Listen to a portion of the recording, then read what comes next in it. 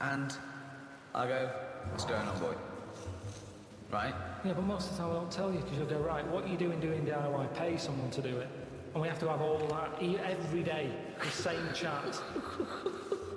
If I'm not doing DIY, I wouldn't be doing anything. And then I get grumpy. Suzanne comes home, she goes, what have you done today? And I go, nothing.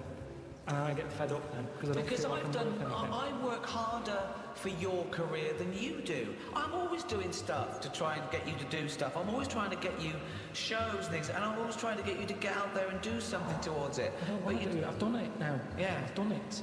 Yeah. We did the programme, it goes out on the telly. Job done. If people want to watch it, they watch it. There's no point me cropping up on Loose Women, asking people to tune into my programme. They either want to watch it or they don't. If they're watching Loose Women, I don't want them watching my programme.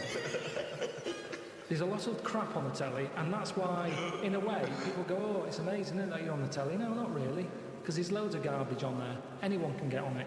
Yeah, well, that's it's not special anymore. It used to be special in the 80s when it was like 3 channels, 4 channels. Now it's a doddle. But that's why you should make special TV. You should relish that. No, because they want some sort of flump telly, don't they? They don't have to think about. Yeah. Do you mean the programme The Flumps? He didn't say flump, he said flump. Oh, I'm sorry. Now how are you spelling flump? It's F-L-U-M-F. PH flump. PH flump. PF. PF? Oh, PF? Flump. Okay. Flump telly. Yeah, flump. Flump telly. So take it this way. So what would be an example of flump telly?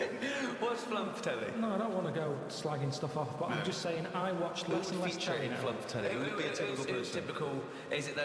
Is it all for those awful docu-soaps when people live their life like an open wound, saying, look, me fanny fell off? I haven't seen that, but yeah, all that sort of stuff. I do, honestly, the amount of telly I watch now compared to a few years ago, it's non-existent.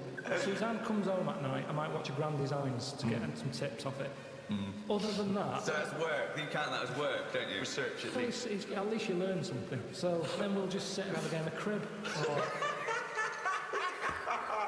You'd have been happy in the Blitz, wouldn't you? You'd have been happy down in one of those subway stations. Oh, Suzanne, what? Chimney's gone. Oh no, what was that? Doodlebug. I better go up there. Oh, leave it, well, it's fine. Oh, that's bloody heavy-handed, them Germans. They're bloody heavy-handed. Well, let's go back a bit here. So you've done a bit of tiling. Good job, please job. You're halfway through. Spot lunch around 3ish. Yeah. What do? Do you pop out for lunch in a cab? It depends. Sometimes Suzanne, as I pat her on the head, she sometimes says, there's some ham in the fridge. And I'll go, right. I love it. Like there's a little choreograph. If I better pat on the head, I don't know what's going to eat today. Carl thinks, like Pavlovian conditioning. Yeah. Last time I patted on her head, she told me about some food. Bye, love, take the rubbish out. I'm in the fridge. Cheers. Brilliant, yeah, okay. So, I'll eat that. Now, just the radio's on the whole time? Is there? Because I want to picture this. You're not working in silence. Radio's on the whole time. That little squeaky radio that's sort of halfway in the doorway of the bedroom and the lounge or whatever. You've got the radio. And what station you listen to? You listen to music? You listen sometimes to listen to sort of speech stuff. Right. Sometimes I listen to music. What would be speech, like a kind of one of those phone-in programmes? Phone-ins do me head in a bit. Right. I like, reports and stuff. So you like to be informed as you go? Yeah, just so it gives me something to talk about. Because if you're not with anyone all day, your brain's not doing anything, is it? Whereas me listening to them, it's like having someone in the room telling you stuff without you having to chat back. I prefer that. I'm a bigger listener than I'm a talker. Yeah. Whereas these days, a lot of people are talking, but they're not listening. Perfect. So, although you're not listening to actual humans like your friends when they call you up. Because they're just mithering. Do you make sure that you get everything done and dusted before Suzanne comes home, so she comes into a spotless place? Yeah. And so she comes in, do you instantly show her the work you've done, or do you just let her notice it for herself? Sometimes I just leave it and see how long it takes for her to go, oh, you've done that. Okay. And if she doesn't notice it, are you annoyed or are you excited to tell her? Sometimes I forget.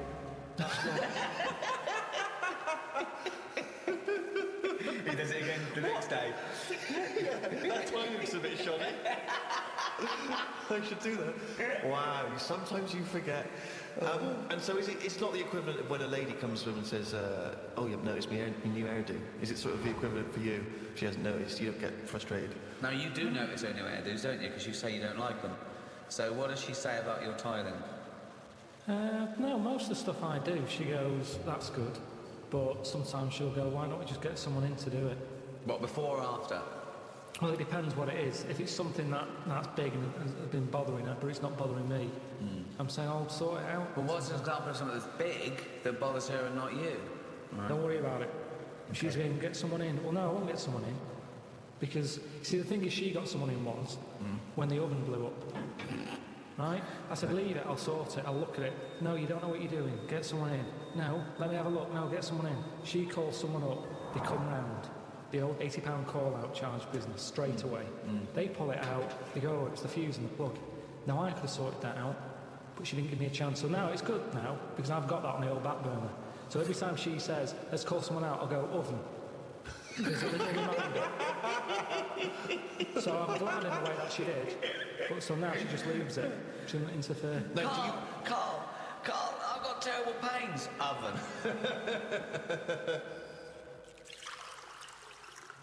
I normally speak to my mum and dad at some point every day. Really? Do you? Every day you speak to your mum and dad? Yeah. Could you take us through a typical conversation with your dad? He calls up. What does he say? He said, I've just been out, got your mum some medicine. Well, every time he calls, he's been out. Just tell me the last call. Oh, I see, sorry. Right. What's the weather like? And then my mum might get on. And Okay. What's she got to say? Look forward to this. she just tells me a bit of it. She, like, what was it the other day?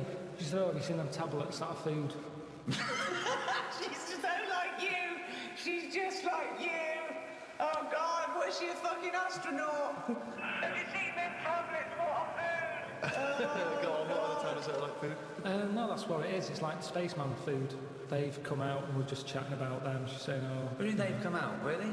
Yeah, because we live in a busy world and everything. And people haven't got time to have a proper lunch. So you have a scintillating phone conversation like this every day with your parents. Yeah. And does she always try to find a piece of new information she thinks might interest you? That's each day? sweet, though. That's sweet that you talk to his parents every day. So you've spoken to your mum and dad, you've changed the tiles. Suzanne comes in. The kitchen's all clean, ready for us to make the tea. Ready for her to make the tea, even though I know you've been tiling, but that was a job you gave yourself. You didn't have to do it. No, but I don't do cooking. She knows that. This isn't even a discussion. Right. She knows. What are you having tonight? Scampi. So she'll do all that. I'll eat it. And sorry, don't we just realize what I'm saying? I'll eat it. He's listing it in his day's work. I'll eat it. I say, I've eaten that. She goes, thank you. They go, okay, let's act it out. Yeah. Okay, you've just cleaned up, right? The last bit there, you look back, them tiles look good. You look at the clock. Right. Backing up. Cleaning up all the mess. Oh, phone's going. Who's that? Suzanne. All right? Yeah, coming home. All right then. See you in a bit. She'll go. I'll put the kettle on, or at least fill it, ready. Because she normally calls again. What do you mean? She calls again? What? She calls again when she's out the tube. Let's do it, let's hear it. What's going on? All right? You out the tube? Yeah, do you want to come to the... right, so you know it. Sometimes I'll say, I'll get us a little treat when you come out the tube. So she'll get me, a bounty or something to go with a cup of tea. Do you specify that when you say get me a treat? She says, well what? Sometimes you have a Mars bar, sometimes you have a No, Mars that's enough for me. When she comes in, it's a talking topic, isn't it? What have you got me? Topic?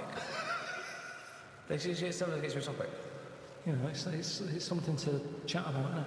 Right, okay. So, So, has there ever been a time... Sorry, I've just got to get this straight, Steve. sorry, Rick, I just wanted to say, could you imagine you and I having a conversation about what chocolate bar you ever brought me? What did you get me, Rick? Got your bounty, is that all right? Thanks, mate. That's as long as that conversation can possibly Yeah, go. that You're is talking about it, it's a talking point. Yeah, so what happens? So what's the last time there was a discussion about what she bought you? Did she ever bring you a bounty and you go, oh, I was really hoping for a Mars bar? I think the last time she got a bounty, I sort of said, oh, they do a 3-pack now. You know how they just have 2 bars? They do a 3 one. Right, what did she say? She said, do they? She said, I want out of this relationship. No, well, that's how she comes through. Took a coat off, I'll go, oh. She'll go, what, are we having scampi still, or have you gone off the idea? And then I'll go, oh, you know, we should get them tablets my mum's been talking about. She goes, what tablets? I go, the food. So see how it's all coming together? Yeah. So it's like that, and that's What does she say to the idea of now living on tablets instead of having some scampi and chips when she comes home after a hard day's work? What does she she say just to sort of that? goes, oh, right. She says, oh, right. Yeah. So, this important information which you're imparting that you've gotten during the day, her response to that is, oh, right. Yeah. So- and then I'll get her attention at some point. I'll say there's worms with teeth. I'll get her attention at some point. I'm going to bring out the big guns now. Right, she's ignoring me. Okay, wait for this. Suzanne, I see you're ignoring me. Yeah. Worms with teeth. Oh, God. Amazing. So what does she say to worms have teeth? I can't remember. She just sort of said, oh, have you got the facts right? I said, yeah. That's kind of it. And she'll either go, all right, or she'll... I mean, it's pretty rare that it's anything more than that. So it's not a conversation, really. No. Because the response twice now has been, oh, right. What happens next? Take us through. I'll sort of say, you got anything to report? Anything gone on today? And she knows it's I sort of phase off again. It's like a phone call. She'll go, oh, so-and-so's leaving or whatever, and I don't know these people. And I'm not that interested. And she senses that. Yeah. Yeah. So she'll go, oh, have you paid the insurance? And I go, no, I forgot. She'll go, I told you to do that. I said, yeah, but I've been doing the timing. She's going, yeah, but you weren't meant to do the timing. Now she's sort the insurance out on the washer, because the washer keeps breaking. And she won't let me fix it, even though I know what it was. It was the heating element. I said, I know how to fix that. Then have a game of crib. It's like being in an old people's home. I know. And you've had a lovely game of crib with Suzanne, because, you know, the magic's still there. And what time do you hit the sack? Don't know, about 11. Do you go to bed at the same time? Yeah. So that's it, yeah, that's the day. Well, hang on, we haven't finished yet. So, any conversation before bed? Depends if the radio's on. I might say, look, here's that story about the worm. Yeah. And then she'll go, yeah, but look, it hasn't got teeth. It's had this, that and the other. And I'll go, oh, forgot. Good night. That's the end of that. Another day closer to death.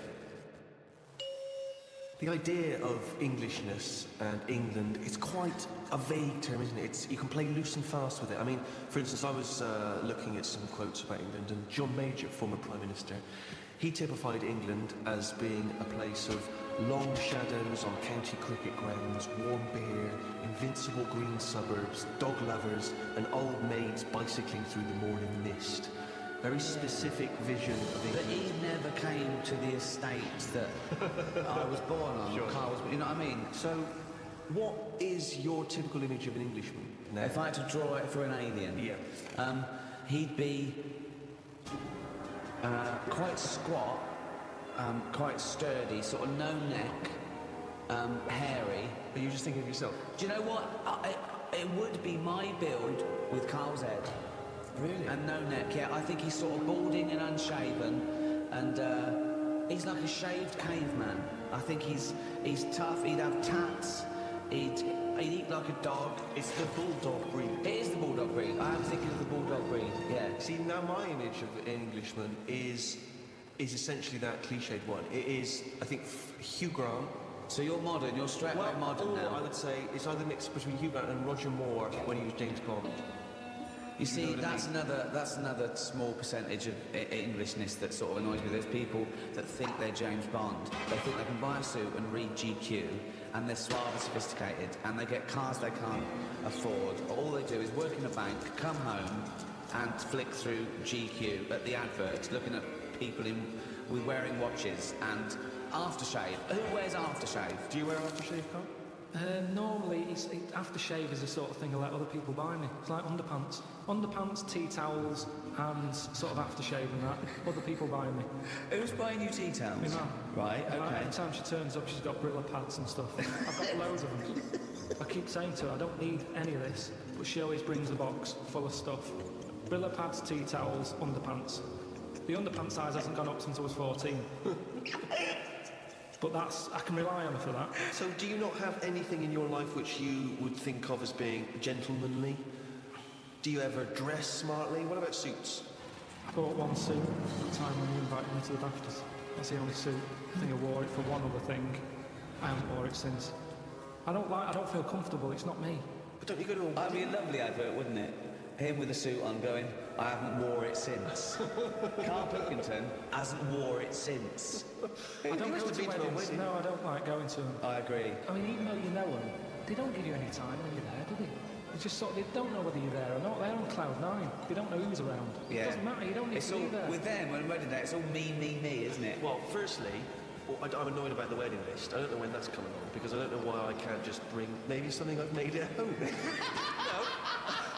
Why has there got to be a list of stuff? What newly married bride doesn't want a pair of homemade clogs? Exactly. Do you know what I mean? But they're saying that, I think people very much appreciate you being at their wedding. No, They do. They remember if you were there. No, they don't. They do. Yeah. You don't get invited to weddings because you ain't got any mates. No, I've got to know enough people. Everyone's getting married. But they're always in the middle of nowhere. That annoys me when people say, come to our wedding. Yeah, fun, we're in Greece. Yeah. Well, the thing that drives me insane when you do go is when they put you on a table with people you don't know. Well, I've that's got it. all my mates there, and they put because I've got to mingle with some people. I don't care. I don't need these. But that's these what I'm people. not good at. I've got Talking enough to people friends. once. Talking to people who you don't know. No. What sort of stuff would you make conversation about at a wedding? I'd probably say, first of all, how do you know them? How do you know the people getting married? And then, do you think it'll last? Imagine inviting Karl Pilkington to wedding and going, where should we put him? Oh, I don't know. Is there a table for one? Oh, just You've got a table with the kids. Imagine being stuck with Karl Pilkington at a wedding. Yeah, what else? So you've asked them to think it'll last. They've gone, I'm sorry? Who are you? Oh, Karl Pilkington from Manchester. Right, yes, we think it'll last. What else would you ask? So what's your next? The last wedding I went to, it's going back a couple of years, but everyone seems a bit snidey. Do you know what I mean? Because you've got a mixture of families there, haven't you? Yeah. And none of them really like each other. No. And I got stuck with an old fella who had a flatulence problem. That sounds fun. And then he went on to say it doesn't matter, the suit's hired. And it's just kind of... I'm gonna die! I love that! I love that he's basically saying at a wedding, it doesn't matter if I shit myself.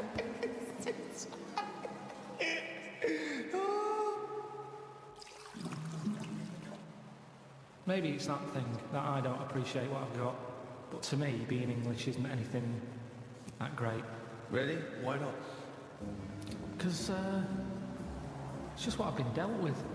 If you could be any nationality, what would you be and why? Probably be Italian. Okay. Why? Well, just, yeah, I like the idea of it. I like it. Italians are alright. Where would you live? Rome? I probably wouldn't want to be in the middle of Rome. It's too much hassle. Have you been to Rome? Yeah, it's nice to visit and stuff. Yeah. It's good. A lot of old stuff. Why have you chosen Italy? I'm interested to know why of all the countries you've chosen Italy. I was a late comer to pasta. But it's when you rang. I like it now. It's like one of my favourite things I have. Which there isn't really anything like that in England. That even though it's... Well, except pasta. Pasta's No, almost but it's- exactly like it. Yeah, but it's not. We've got pasta, haven't It's we? not ours though, is it? And we No, don't know we how can't. to eat it. What do you mean we don't know how to eat it? We do it all wrong. You stick it up your arse again. Look at me. I know how to fucking eat it. No, but what I mean is, if you saw a proper Italian and they saw what we did to pasta, they would not be happy. What are we doing wrong? Tell me what we're doing wrong. Well, I don't pasta. know that, otherwise we wouldn't be doing Well, it wrong. how do you know we're doing it wrong? I've just heard we do it wrong. It's like how we have the coffee at all the wrong times. I ordered a cappuccino somewhere and the Italian fella said you shouldn't be having that now, it's a breakfast coffee. Yeah, it is, yeah. Before 12 o'clock, Yeah, but I was having it like 4 to 11 at night. Oh, It looks wow. like Well, that's mental. absurd. Nobody can get to sleep with a cup of coffee. Yeah, that's Well, I don't sleep anyway. You shouldn't drink coffee anyway at night. Full stop. So hang on. So you love pasta, but you're not eating it right. So you'd like to be Italian in order to be able to eat pasta correctly, even though you enjoy the pasta you What eat. do you feel being Italian is, and what's It's just attractive to very sort of, it's a relaxed lifestyle. Whenever you go to Italy, everyone's sat outside a cafe. It doesn't matter what sort of person you are. That's all you do now with your spare time, is sit outside a cafe. But they get more respect over there. For Why? it. It's like it's okay to do that. There's older people sat outside cafes who do nothing. I and it's love the just fact that he they're wants to probably be retired. Italian so he can sit outside a cafe and get more respect than he does now sit outside a cafe. No, but everyone's rushing about here. People have like colder coffee. They have frappuccinos here because they haven't got time to have a hot coffee. It's like they've got a coffee with ice and so I can neck it. Get it down my neck and get on with your day.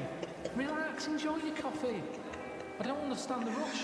But the reason you enjoy Italy is because when you were there, you're on holiday. That's why you're able to chill out and relax. No. When you say it's old people sat in some little Sicilian village. Of course they got no money. Ian, I went to the Salvation Army. Why? Because it's nice. What do you mean? You can get toast and a cup of tea for £1.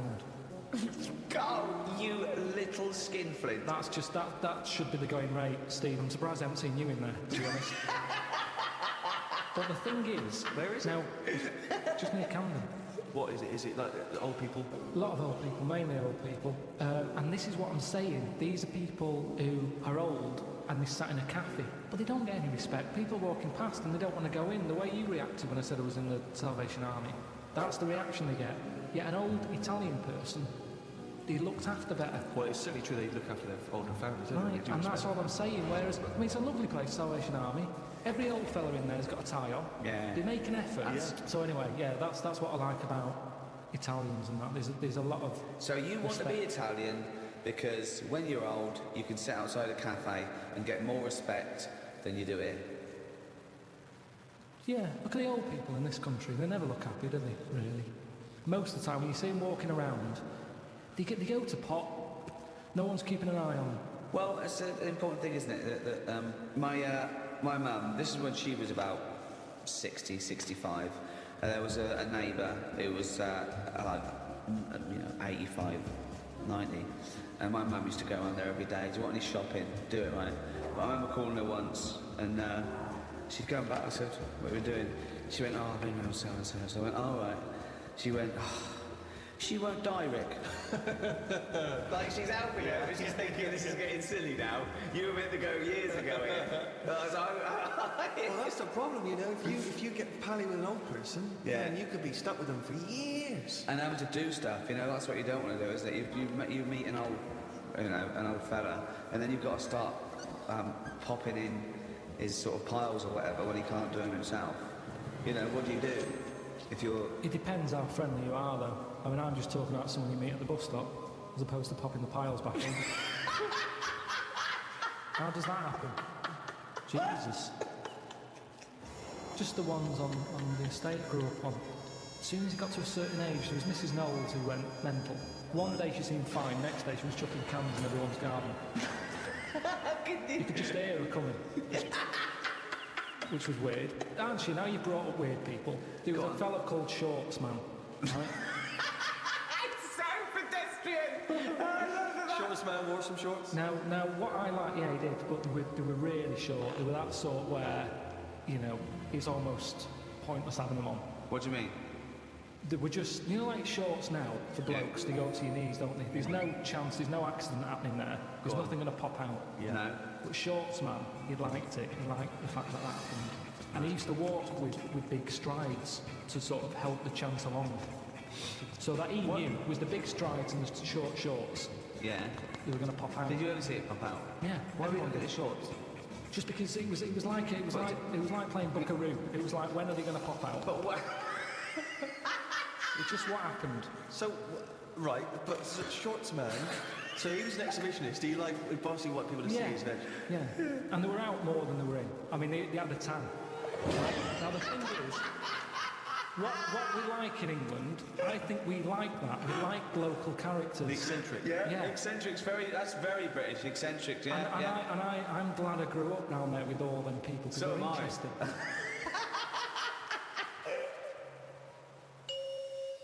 Do you think there's a big difference, Carl, between the Englishman of yesteryear who didn't complain?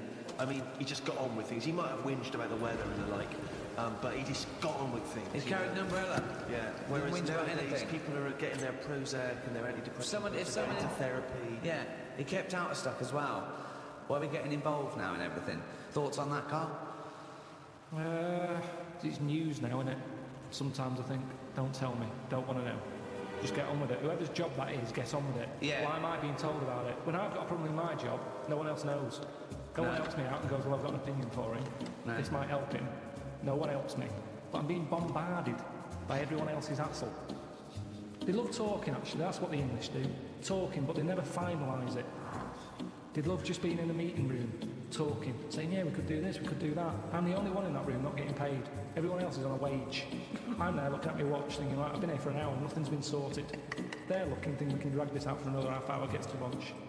That's what annoys me. They're all sat there just pushing bullshit around the room like dung beetles. A lot of the laws of the land are from the Bible. I mean, that kicked it off. I mean, there was laws before, obviously, and there were different gods before this one was invented. But let's have a look at the Ten Commandments. Yeah, sure. I'm just going to go through, just going to go down these, see which ones I commit. Thou shalt have no other god. I don't have any god, so I haven't broken that one. 2, graven images. No, I don't have any graven. I don't accept there's a god to. 3, thou shalt not take the name of the Lord. Again, I don't take his name in vain because I don't believe he exists, so I'm fine there. Remember the Sabbath. I always remember Sunday. I know I've got a calendar and everything, so I haven't done it that way. Honour thy father. Yeah, I do that. Never commit adultery. Don't do that. Have you killed anyone? No, never killed anyone. Don't steal. I don't lie, and I don't covet. So I am an amazing Christian. Pretty clean. Yeah, you're a pretty clean living guy. Wow. There you go. Well, whereas, I don't know, Carl, have you ever... What's your view? I still open like post that isn't for me. Why do you open other people's mail? But it's just a fella called Bruce who he's the bloke who used to own the flat before me, and I don't know. I started off and I thought, oh, should I pass it on? You know, because when people move, it's a lot of messing about tracking down where they've gone. So I thought, should I just leave them for a bit? And I collected some for a bit. And then there was one that sort of said, this is important on the front of it. So I thought, how important is it? So I opened it. What was it? Was it important? Not really, it was from a tattooist. What did they say? It was just something They about said, it. oh, we used the AIDS needle on you. Can you come in for a little test? So I just kind of thought, oh, I'll start opening it, having a look. And it was weird because, do you know like how you get fed up of being yourself? No, but go on. Well, I'm you can intrigued. Of course. No, you can just have days where you're like, I what wish is I was going Brad on? Pitt, yeah. No, you know. Bruce Willis in your case, isn't it? Well, it's this bloke with Bruce. So I just go, oh, let's see what, you know, if I was Bruce, Yeah. would I be happy being him? Do you know, like I've said to you before, you never know if you don't feel well because they can't put you in someone else's body to sort of compare. So I think, well, would I enjoy being Bruce more? Sure. And what have you gleaned from Bruce? He's got a tattoo. We know that. There wasn't that much. It was mainly busy at Christmas. A lot of Christmas cards, which were good. Cause I Yeah. So you put up these Christmas... You put up these Christmas cards. What, you had Christmas cards hanging in your flat to have a lovely Christmas, Bruce? Auntie Jean. That's crazy. Because when you put them on your mantelpiece or your shelf or whatever, you're not looking at them every day. It's just a picture of Father Christmas. It doesn't matter who it's to or from. Why have them up at all? Well, just buy some make it a blank... bit Christmassy. You can just buy some blank cards and put them up. Use them There's every no year. point I have to. Bruce has got a lot of friends.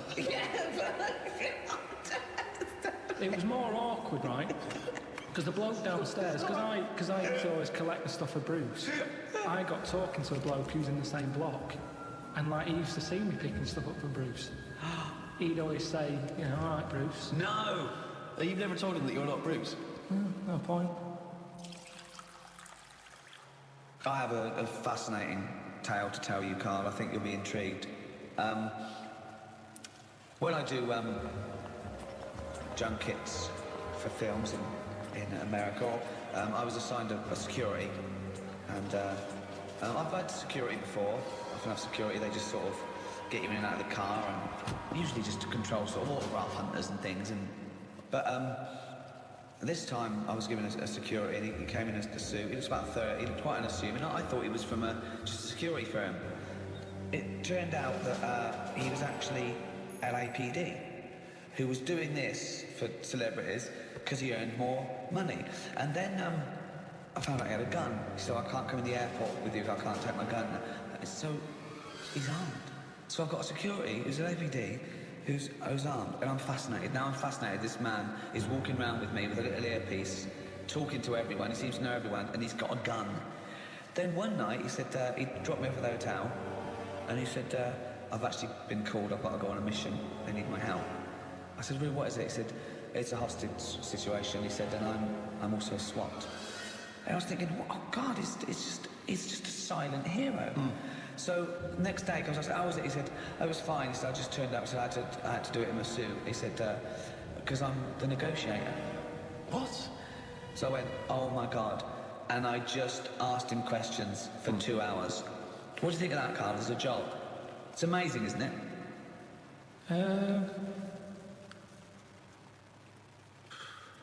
Yeah, I mean, once you've done one, though, it's like any job, isn't it, I suppose? Yeah. Once you've done one. Yeah, Not impressed? Boring, yeah. No, it's good. Could you do it? Do you reckon you could do it? Do you reckon you could negotiate someone out of a hostage situation? Well, I With your think in one of dulcet them tones? things, there's nothing you can do. It's like, it doesn't matter if it goes wrong, because... Well, it you does. did your bit. No, it's like being a vet, isn't it? Not really. Not really, because that's what You know, it is. What I mean is, you're expected to make a little kitten live. No, there's loads of them. Because I was saying, so he says, I need a car by 5 o'clock, or I'm going to kill someone. He then makes sure that he doesn't kill anyone, but he makes sure that car doesn't come till 5:15. But he's not bothered, is he? If He it's is 15 bothered. minutes late. He is, because he really takes, he empathises with these guys, and he says, no, you've got to understand. No, but the fella in the house with the gun, Yeah. he's not going anywhere. 15 minutes either side doesn't matter. Well, why is he in a rush? I don't think Karl's getting how Not sure he important is. our No, days are. you said Yeah. they make the car 15 minutes late. Yeah. He's getting his car. That Yeah. bloke's not in a rush. He's never going to get in the car, is he? And he has to get in their head. But to do that, he says that he has to empathise with them to a certain extent. He has to understand why they're doing it, to talk to them and go, Yeah, you've had a bad day. That would send anyone. but he has to get their trust. Karl, try and talk me out. You think it's that easy? Right, I've got a hostage situation, right? They go, there's only one person we can ask for. Get me Karl Pilkington. The police know that you're their top man. There's a guy in here, he's got a gun, he's got a hostage, okay? He's just done a crime. They don't know what to do, okay? Right. You turn up. What's your first question? I'm talking to you. Well, no, you got to Right, assess. I'd say right. I think there's a saying, actually. You say, where's brass? Right? Right. I found that out. I heard that. I overheard that. What's that? It was something... You wasted time. It was that bull cunt that's just turned up. I'm gonna fucking kill him. Right, where's brass? What does it mean?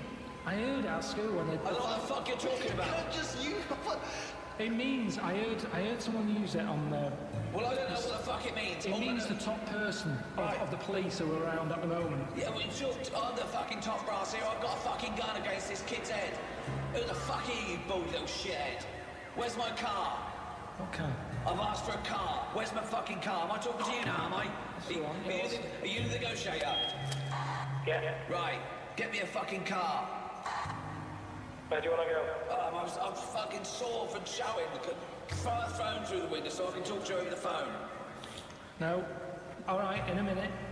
Don't ever fucking say no to me. In a minute, I said. Okay. Right, the clock's going. Where's this fucking phone? listen, I've got a just sore hang on a throat. minute. Why are you putting the phone through, you dopey cunt? You want to talk to him? Because I don't want to give you a phone straight away. You said you've got to delay him. No, but you've got to talk to them. They shouldn't even demand a phone. You should make sure you've got a phone, you dopey twat. Give him a phone. Right, thanks. All right, how's it going? That's better. Right. Who are you, by the way? Who are you? Bruce. I can't give you them details. Well, you can, because I've got to trust you, dopey sod. Are you police, or just some fucking cunt walking by? I'm a policeman. Right, I don't trust policemen. No, but I'm a bit higher than that. So listen. Oh, don't you tell me I'm still laying down the law here. I'm going to shoot someone unless I get a fast car. I've done a robbery. It's all gone wrong. You're off now, but I want a car to the airport. I want a plane standing by. You don't know me, but I do this a lot. Right? And I can tell you that it never works out right. Do you know anyone who's done what you're doing and who's now living a happy life? Well, I don't care. I don't care about living anyway. I don't care about living out. I don't care if this goes wrong, because I'm going to shoot the hostage. What's your problem? I'm just... So you've got the wrong attitude, mate. I think you've got the wrong attitude here. No, but this is, to be honest with you, this was my last week. Why are you sending him that? Because I want to bring him down to my level. Right. What's that got to do with it? Well, you know, I've done this job for a long time. Right. Sometimes I felt like you. I've Right. been, you know, even though I'm on this side.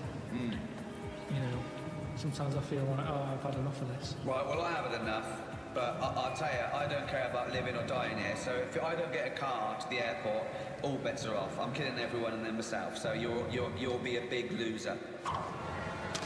Now you've got to get him to stand near a window. You've got to take him out. Because I've got a gun to someone's head.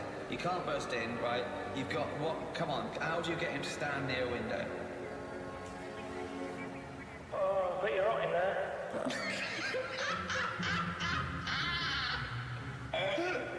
Keep going. I am not. Yeah, that's why I've just drawn the curtains and keep away from the window because the sun's blazing in. It's not too bad away from the window. It's, sun's gone round the back now. Just come and have a look. It's a lovely evening. Why do you want me to stand near a window?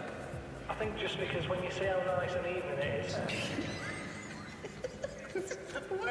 Worst load of drivel ever. When you see how... Keep going, I'm interested. When you see how... No, it's that thing. I've heard that if you smile, you feel better. So have a little smile. Think of a happy moment in your life. I'll tell you what a happy moment in my life would be. Putting a bullet through your little round head, you cunt. Keep thinking about that image. Right. And you can see that round head. Just come to the window, I'll show you the round head. That would probably work, actually.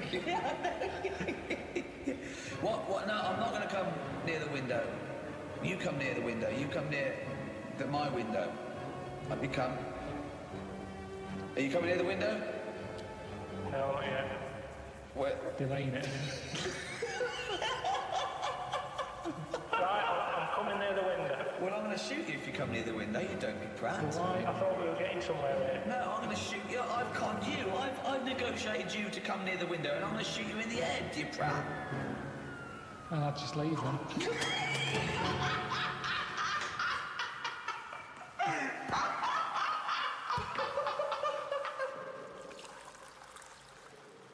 I think it's probably best, Rick, if we return to the very beginning of time, the dawn of man, because of course, even in primitive, prehistoric ages, medicine was practiced in some ways, from the research people have done, cave paintings and the like.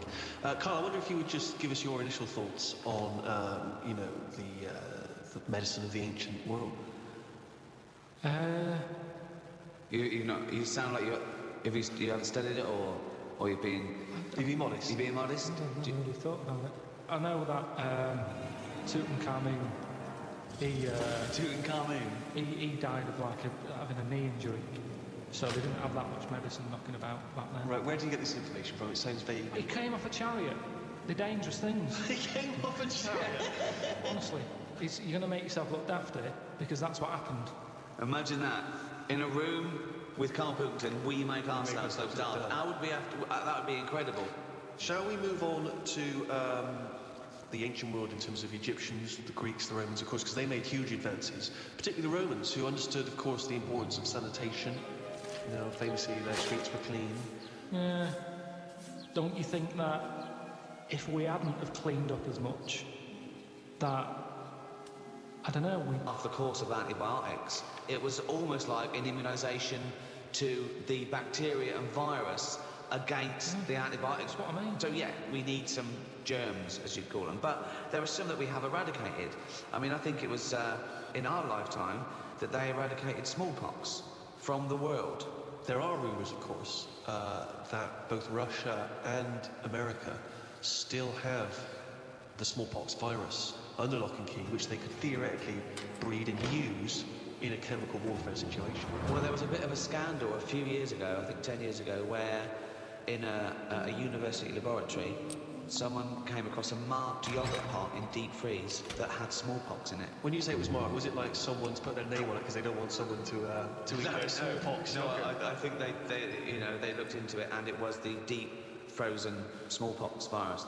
What I mean is, it's under lock and key or frozen at minus So that's 200 not good degrees enough, is centigrade. it? Why? On the lock and key and all that. It's not good enough. Get rid of it.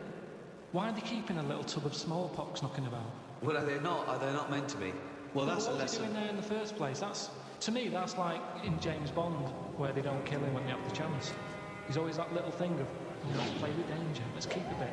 Yeah. Well, it's Probably probably... next to AIDS in the Chiara bottle. I don't understand why you'd store that. Well, there's probably a presumption, it's probably an overhang from the Cold War, where people were thinking, well, listen, what if Russia's still got some smallpox? We better hang on to some smallpox. It's just clutter though as well, isn't it? You see, we're obsessed with keeping stuff. And it's the same with germs. We can't even say, get rid of that, we won't be needing it. Smallpox, we'll keep it just in case, get rid of it. We've got this obsession thing again, it's saving everything. You say that, but of course, famously Alexander Fleming discovered what may be the most important breakthrough of the 20th century, which was the first antibiotic, I think, in 1928. And he discovered that because he left a bit of old bread out for a while and it went all mouldy in his kitchen. And he thought, oh, what's that? Oh, let's have a look. Like I've said to you before, it's down to him being scruffy more than anything. No. It just seems like there's a lot of scruffy kitchens around. But think of his cleaner who'd come in and gone, oh, Mr. Fleming, you disgust me, you fucking filthy scruffy cunt. I'm going to throw all this bread away. He's going to go, Maud, what did you do with that old bread I left out? It'd gone green, sir, so I chucked it away. Oh, Maud, you dopey fucking slut. You've just caused millions and millions of people to die. Keep out of my fucking kitchen. I know, but don't put it there. It's the same way smallpox in a yogurt pot. It's in a yogurt pot. Well, you're asking for trouble. But what if Maud had come in and thrown that away? Again? He couldn't shout at her. She's doing a job. I'd be annoyed if it was still there. Yeah. Just don't put like yogurt pots with smallpox in the fridge. Yeah, I mean, that's a starter. Yeah, but you were saying earlier, let's let babies eat mud, don't inject them. Yeah. Let them crawl around a dirty floor, clean up the floor and no one would die. I did say that, but we've gone too far now. Babies are coming out hard. You can't handle anything now. Babies got a runny nose, they're coming out all mardy. Get ill. Yeah, they get ill easy. Because they're not tough babies anymore. We're ending up with a load of weak people who need looking after all the time. That costs a lot of money. And they can't do anything, they're useless. Now that doesn't happen in other nature. If a little weak bird is born, you see Bill Oddie saying that won't last. He says that won't last a week. And he's right. You watch it and say, oh, that third baby that came out, it died. And But what's right. your point, Carl, that modern medicine, which can help people live to the age of 75, 80, that it shouldn't be doing that? It should let people just die off? Well, here's something, right? The estate that I grew up on, there's a woman there. Yeah. Scruffy Sandra. I like her already. Oh, it's great. It's so descriptive. Now- She had no chance. Even if she cleaned up her act, Yeah. she'd come in looking like Pretty Woman. You go, oh, Scruffy. No, What's so, the point? What is the point? so the thing is, she used to always get on these buses called dial rides that were sort of like posh taxis. You could call for one, it'd come round to your house, Yeah. and it would pick you up and you'd pay like 50p. But They you would were pick away. up a bunch of other people as well. Yeah, on the way. So it would take ages to what get a to where you nightmare go. that is. No, it's good though. It's kind of a bit of a day out. Old people used to love it because you get to see things. Right. And you'd hear a call coming in on the radio that Scruffy Sandra's being picked up. And she'd always have loads of bin bags with her for some reason. Now the thing is, Well, she sounds clean. she stunk. Well, she's taken out the Was bin she bag. homeless? No, she wasn't homeless. No, she used to she just didn't bath and that. She just stunk. But the weird thing is, Why do they call her Stinky Sandra? she never was ill. Right. People didn't sit next to her Yeah. because she stunk. Yeah. Now, because of that, anyone who might have had a bit of flu or a cold never sat next to Scruffy Sandra Right. because she stunk. But that was good. That was like a protection thing for her because she knew that because she stunk, no one wants to sit next to her. She wouldn't pick up the germ. Right. No, but this is quite... Your point is, in order to fend off illness, you have to not bathe. And so you stink. So you're saying that it wasn't that she built up an immunity, it was that she stank so much the flu wouldn't come near her. This is such a specific example. It's not applicable in any other scenario. There's always colds, there's always flu. It's whether your immunity is good or bad. That's interesting, isn't it, that more sort of colds are spread through shaking hands than people, just taking in the air. That's why some sort of germaphobes don't even shake hands anymore. Yeah, well, that's gone too far because they're going to die of something. You can't be that paranoid. You've got to get on with your life. Loneliness. And it's good to feel ill because when you feel better, you appreciate how good Doesn't you feel. make any sense at all. It's good to feel ill. Doesn't make any sense at all. No, it does afterwards. The other weekend when I was ill, I don't know what was up with me, but I got something. Symptoms?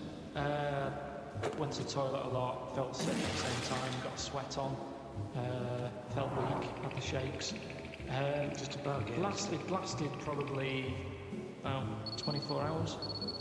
After that 24 hours, you go, oh, I feel good again. It's nice to feel good again. And it makes you appreciate how good you feel. Now, sometimes I don't know if I feel well. That doesn't make any sense at all either. What do you mean, sometimes you don't know whether you feel well? Because I've been in my body for years. Here he goes again. Here he goes again. Now, the two minds. If there was some sort of kit that the doctor said, how are you feeling, Mr. Pilkington? I go, oh, I think I feel all right. And they go, well, do you? No. And they go, well, step into the machine, right? Get into the machine, and if he could somehow transfer my feeling into his body so I could feel how he feels, and then he can feel how I feel, and he'll go, oh, you're not well at all. Your heartbeat's irregular for a start.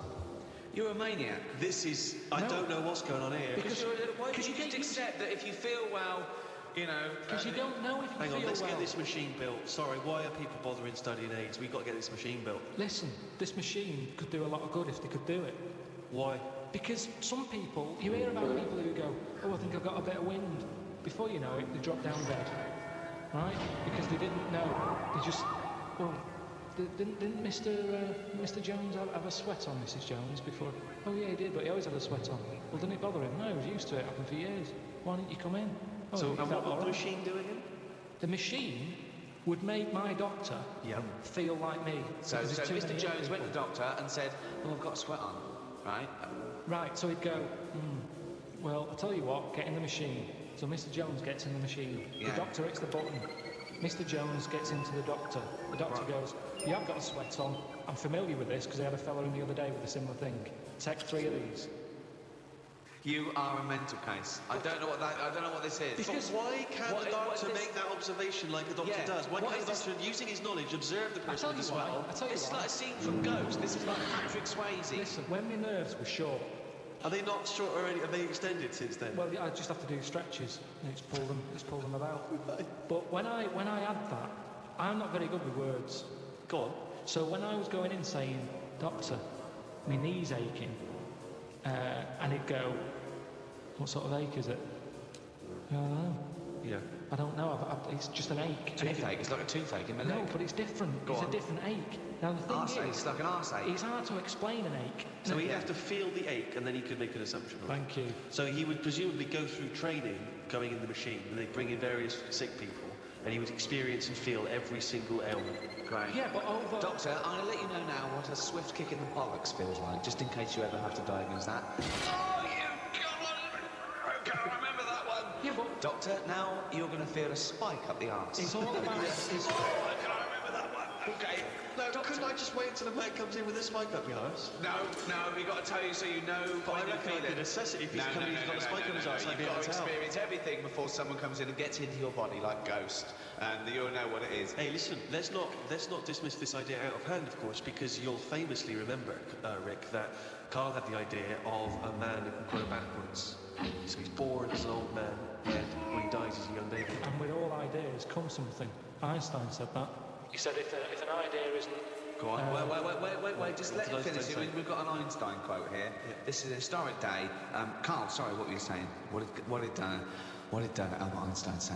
He just said something along the lines of... What? No. Give us the quote. It doesn't matter about how he worded it. It's the point in hand. Well, I think it is. I think a quote. I think like all, any sort of poetic content of anything is exactly how it's worded. So just what did Einstein say exactly?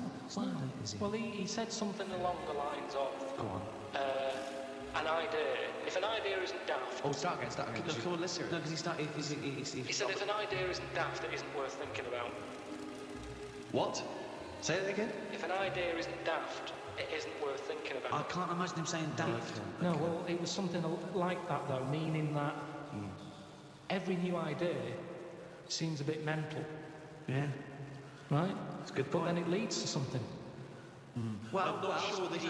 But I think if we were sat with Einstein now and you brought up the machine that allows doctors to feel, I don't think he'd be saying we should pursue that idea. There's some ideas that go that people who stand in doorways covered in crucifixes with tinfoil on their head saying, Jesus is in my cock. Yeah. But now, he he's a mentalist. Yes, but what I'm saying is, wouldn't you have said it was mental years ago when someone said, I'm going to make a machine so I can look inside your head? Years on, hello, get in the machine, we've got an MRI scanner.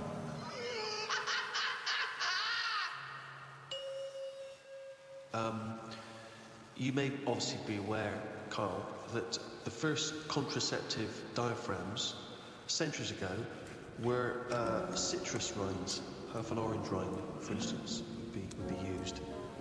I mean, more selfish men turned them inside out. I believe that's also still being used in parts of Manchester. For what? An orange. Just think of your head. And it worked? Well, we don't know at this juncture. I mean, maybe... It works for contraception because women went, fuck off, what are you going to do with a fucking orange on your cock for? You don't. But it could, I mean, again, it's that thing, innit, of we look at it now and we laugh, but look at what's happening. People now are always trying to get us to eat more fruit. I don't know. That's a way of getting... I thought for a minute he was going to say, okay, so they start with, then they went from the orange rind to, say, a coconut shell. That was too big, that didn't work. Run! It helps coconut John! No, don't put half a pineapple on your cock, that's insane. Yeah, that's mental. And then somewhere down the line, they finally got to contraception as we understand it. I thought that's where you're going, but no. Something about eating oranges is healthy for you. What I'm saying is, if you go into any well-known supermarket and you look at, say, some young kid who's had a kid, and you look at stuff in their shopping basket, they're not buying fruit. They're buying, you know, burgers and chips. Turkey Twizzlers, Yeah, crisps and all that. No, but they love having it away. Get some fruit in. So they definitely have fruit in the house, which at the moment, a lot of kids don't have fruit in their house. That's why they're eating Turkey Twizzlers. But the mum loves having it away. So she would have loads of fruit in. So everyone's happy. If she was are using eating an fruit. orange for contraception, she would also be giving the kids. Well, you wouldn't waste so half it. the orange she'd give to the kids, and half the orange she'd stick up her pen. Yeah, a treat for everyone. Have a bit of fruit, and she's got what she wants. Whereas at the moment, what happens? A burger's not coming out full for anyone.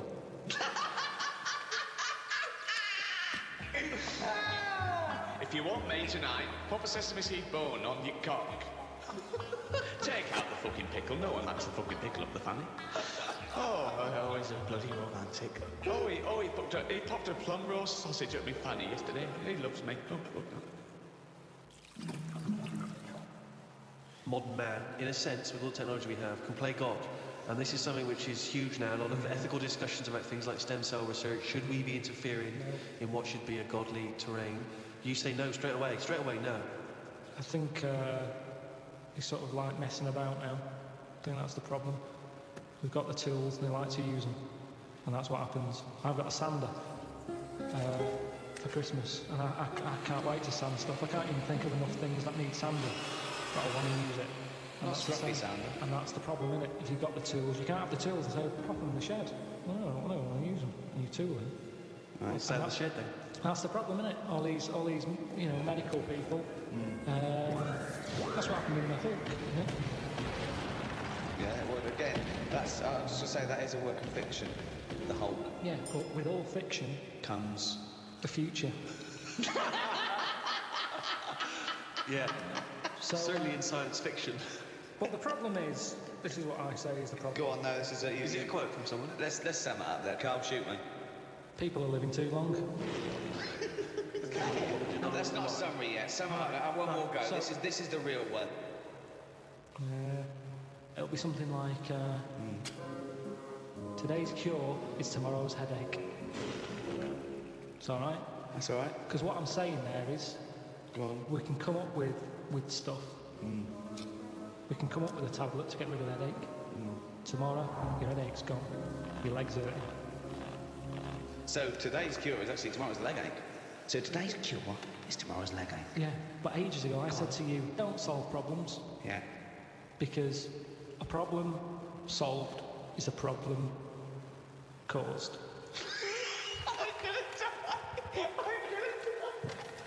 I don't remember that quote.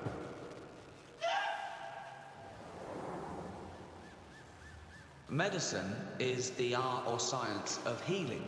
And that doesn't always have to be a drug or a surgery. We mustn't just forget that some people don't need medicine, they just need help. For example, there are people that help disabled people have intercourse. There's someone that actually helps the man put in his penis to the woman's vagina. They leave the room. What? I've never even heard of this. It's true. Absolutely true. They're helpers. Yeah, no, I believe that is the case. Yeah. And that's just as needed as anything that might cure It's not, that's pleasure. Yeah, so what are you saying, because you can't walk or move, that you can't love someone and want to share that love? I'm just saying it's not a priority. Well, no, but they're going to live, they're healthy apart from their disability. I've met someone, they want to, consummate this love, and someone helps them out and goes, well, that's part of my job. No, it's not part of the job. Well, it is part of this job, because that's their job. I've never heard anyone say I've had a right day today. Why? I've been playing with Arthur's tackle all day. They don't play with Arthur's tackle, they pop Arthur's tackle in Hilda's vagina. I don't think they do. They do! How can they enjoy that? I mean, maybe once, and they'd go, that didn't work, did it? I didn't enjoy that, Hilda. No. How can they enjoy it with a nurse stood there? They don't. They help her in. She helps Arthur in, or he, might be a male nurse, pops Arthur in, goes, OK, Arthur, I'll see you in a few minutes. Right, goes outside. But what's the point, though, in that? Why? Because it's all about the mood and everything. He's just stuck onto a, like a stag beetle clinging onto a leaf. There's no enjoyment in that. Oh, the well-known stag beetle copulating with a leaf syndrome. No, but I'm That's just saying... someone in position becomes... I'm just saying... He knows it, I think it's a lovely act, and someone's willing to... Wouldn't you help someone in Definitely not. No? What? So, no, so the guy goes, this is my wife. We're both say, well, I can't, can you just pop me in, Carl? You're the only, you're the only person around. No, I don't think it's important. But there are enough. people... What do you mean you don't think it's important enough? I'd be happy to go round, put the washing on for them, make the bed. Do you want a cup of tea? Yeah, I'd love one. There you go. Oh, just before you go, forget it. If they asked me to do that, I'd quit. And I don't think it happens, because people wouldn't take that on for a job. You never hear about it. On Comic Relief, when they're raising money, they don't go, thanks to Midland Bank for this $100 grand, that's going to go towards Arthur getting his end away. That's ridiculous. So you would rather them not have the pleasure of each other than just help them in? No, because they'd work out some way that they could do something for each other. I like to play the guitar. My fingers aren't long enough. I've knocked it on the head. It's the same thing. If you can't do it, don't do it. So are you telling me, right, okay, suppose there's a little fellow who's got no arms, no legs, right? Little Bob, okay? There he is. All right, Carl.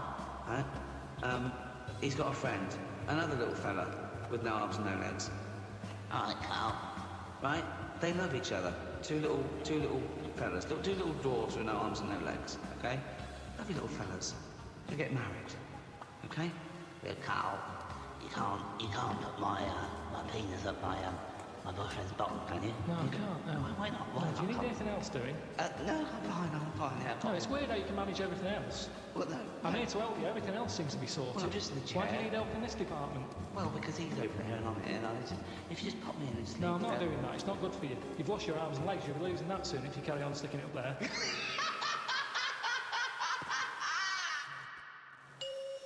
Let's accept, right, that at some point, about 13, 14 billion years ago, there was nothing. There was no space for the nothing to be in. There was no darkness, no light, nothing. Okay, literally nothing. Except what is nearly a point in space that contained everything in the known universe, okay? Suddenly, that exploded. And in a matter of minutes, the universe was pretty much as it is now. And in all the debris, all the dust, things started to cling together, one of which was the Earth. Can I have Carl pick up the story from there? Probably nothing for quite a bit. Okay. Yeah. Just sort of floated about. Mm-hmm. Yeah. But it wasn't causing a problem because it wasn't annoying anyone. No. See, we don't get a chance of that these days. No. You pop something down, someone says, move that. Dangerous, what is it? Yeah. Back then, nothing. So it's hanging around, and If you leave something somewhere, something will sit on it. Right. Okay, if you leave something somewhere, something will sit on it, yeah? Yeah, something had to sort of happen, didn't it? I tell you what it's like. What? In the same way, penicillin Go on. happened. Go on. The bread was sat there. It goes off. Air would have created the greenness. Oh, God! This sounds like the Bible! That is like the Bible! Air created the greenness! That's amazing! Carry on, because I'm learning here, I'm learning. And once you've got something, that leads to otherness. This is like a monk that just sat down. Oh, We're all that's sat amazing. cross-legged listening to the ways Yeah, of man. I know. What are you going to do? I'm going to write a thing of how everything was created. But hang on, carry on, Really? 'cause I'm interested. Yeah. So where are we? So- We had greenness and now we've got So something. the air created the greenness, and then, what is it? Then we have, what was Just it? otherness. from the Otherness. greenness. Because once you've got From greenness comes otherness. once you've got one thing, others gone. Yes. The air created the greenness, then you got otherness. If you create something, others will come. Build it and they will But it's come. not right. It's comedy show. Great. So, but tell me, take me on. Continue this story because this is fascinating. So, where are we now? What if I was to stand on the earth at this moment in time? What would I see? Not that much. You wouldn't want to stay. But there's greenness. Little patches of Little greenness. patches of greenness. Okay. Little bit of rubble knocking around. A bit of rubble. There's a bit of rubble. Okay. We've still got a long way to go. We want to get to life, don't we? Okay, let's skip forward So, and come to life. so everything was right, okay? It was the right distance from the sun, okay? Yeah, but even if it had wasn't, to wait. we would still have been created. No, we wouldn't. Something no, we would wouldn't. have done. No, we wouldn't. I want to hear Carl's opinion on this, Rick. I'm not interested in facts. I want to hear Carl's So opinion. are you saying if the atmosphere, right, around the Earth wasn't about 99% nitrogen oxygen with 1% other gases, we'd have still had something else? Something would have been around. What I'm would not it be? saying it might be better than us. It might be worse than us. What would it look like? Well, it's hard to say because they say, don't they, that it's the conditions that mould you into the shape and colour. Sure. And, everything else that makes you the person that you are. So, okay, let's take Pluto. We know that's the farthest away. So it is dark and cold there. Right. How do you imagine the creatures that will develop there? Will Big look? eyes and hairy. But how did they evolve? How did they evolve, though? Because we they evolved. can't just... Hang on. You always say animals change to suit the conditions. I'd have thought if planet's dark, you don't need eyes because things that live underground or at the bottom of the ocean, they don't have eyes or colour because there's no point. Yeah, but what I'm talking about, are we saying we're living inside Pluto or on the top of it like we do here? Why would we live inside Pluto? It can support life, full stop. But this, it's one of the most ridiculous conversations we've ever had. Seriously, because everything is based on a ridiculously false premise. No, Carl, We're saying now that the world's overcrowded. right. There's too many people on it. Right. We're running out of houses. People are living in basements. Now that's only one step away from being molish. We're already going underground because we're running out of space. Being Polish! Okay. Yeah. Right, come on. I want to hear his point. Being Polish.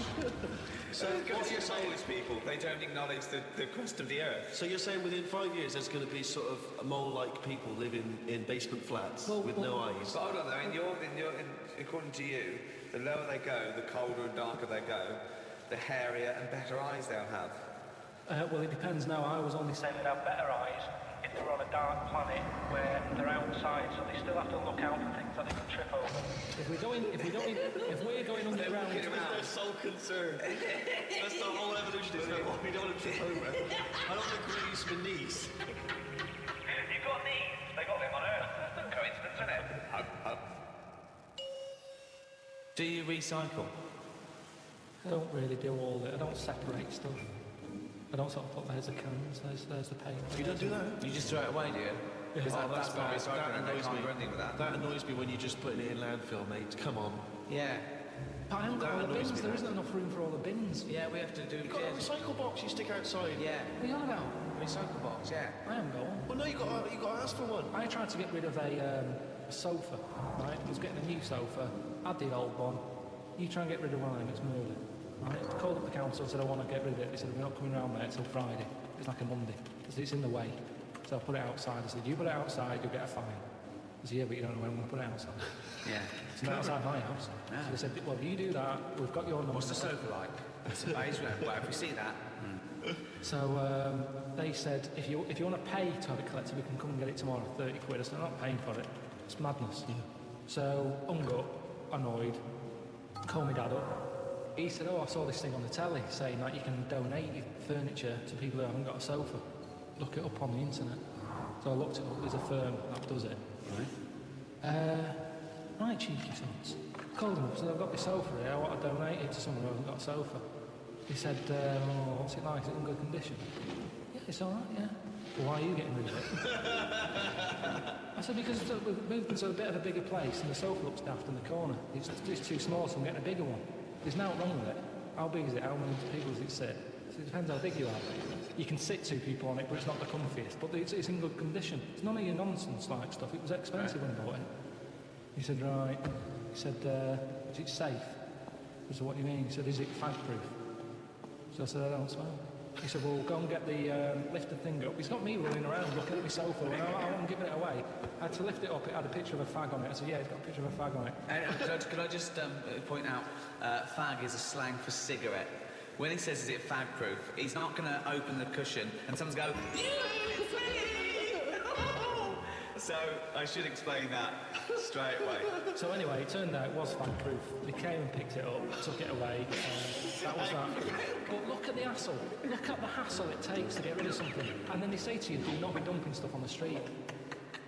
You know, it's that thing of having to wait for certain days of the week, and you can't always keep hold of something till a certain day of the week because it's big. A mattress it's one of them things you can't get sort of rid of, or you can't stick it somewhere because it's in the way. It's a big, clumpy bit of furniture, isn't it? Yeah. It's not a bit of furniture really, a mattress, but I know what you mean. Well, it's a new sideboard. Yeah, don't lean on it. It's a bit spongy.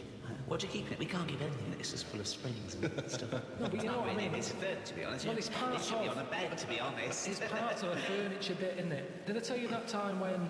I don't think you could even ever count a mattress as a piece of furniture. Of course you can. It's functional. And where do you stop? Is a pillow a piece of furniture? Is a blanket? Oh, a nice bit of furniture you're wearing. They're my trousers. They're furniture if you pop them up against a wall. Did I tell you that time when we first bought a flat? Go on. Bought a flat in Manchester, right? And Yeah. You know, when you first buy a place, it's expensive, isn't it? And it's a big bit of furniture, a flat, isn't it? So, you know, we bought a sofa, we got a table. Sorry, you don't mean you bought a sofa, you ended up with a table? No. You bought a sofa and a table. Table. Now, I didn't know. Suzanne said you didn't buy a sofa, you came up with a table. Now, back then, I wasn't as wise as I am now. Fucking hell! Oh, what was he? Some snot in a jar.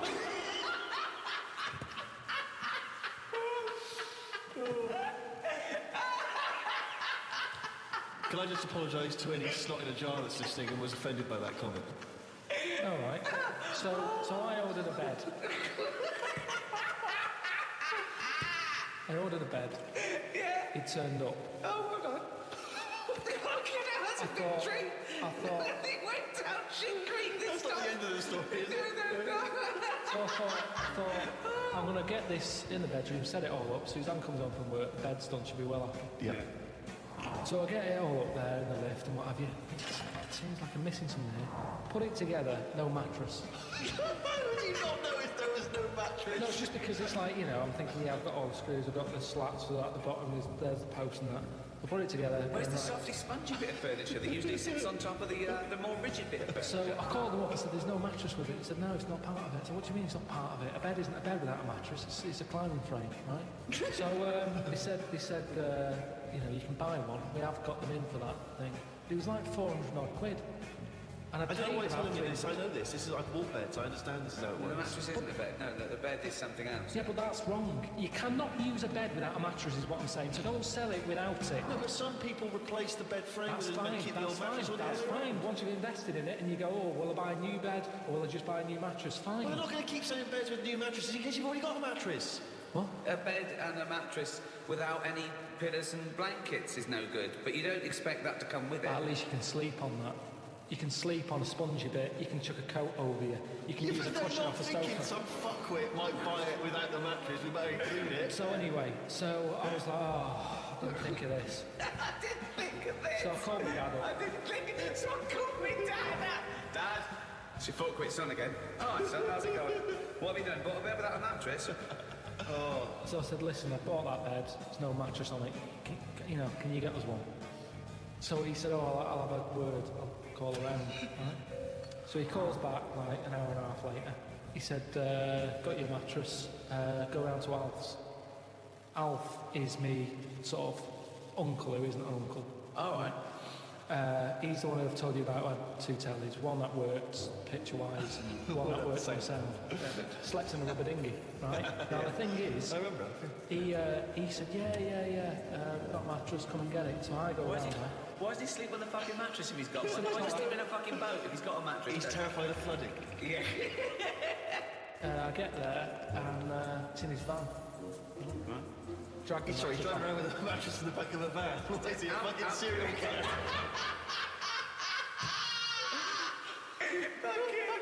So I thought Suzanne's going to be happy. Dragged it out of the van, chucked it in the car. Thought she won't even know. Do you know what I mean?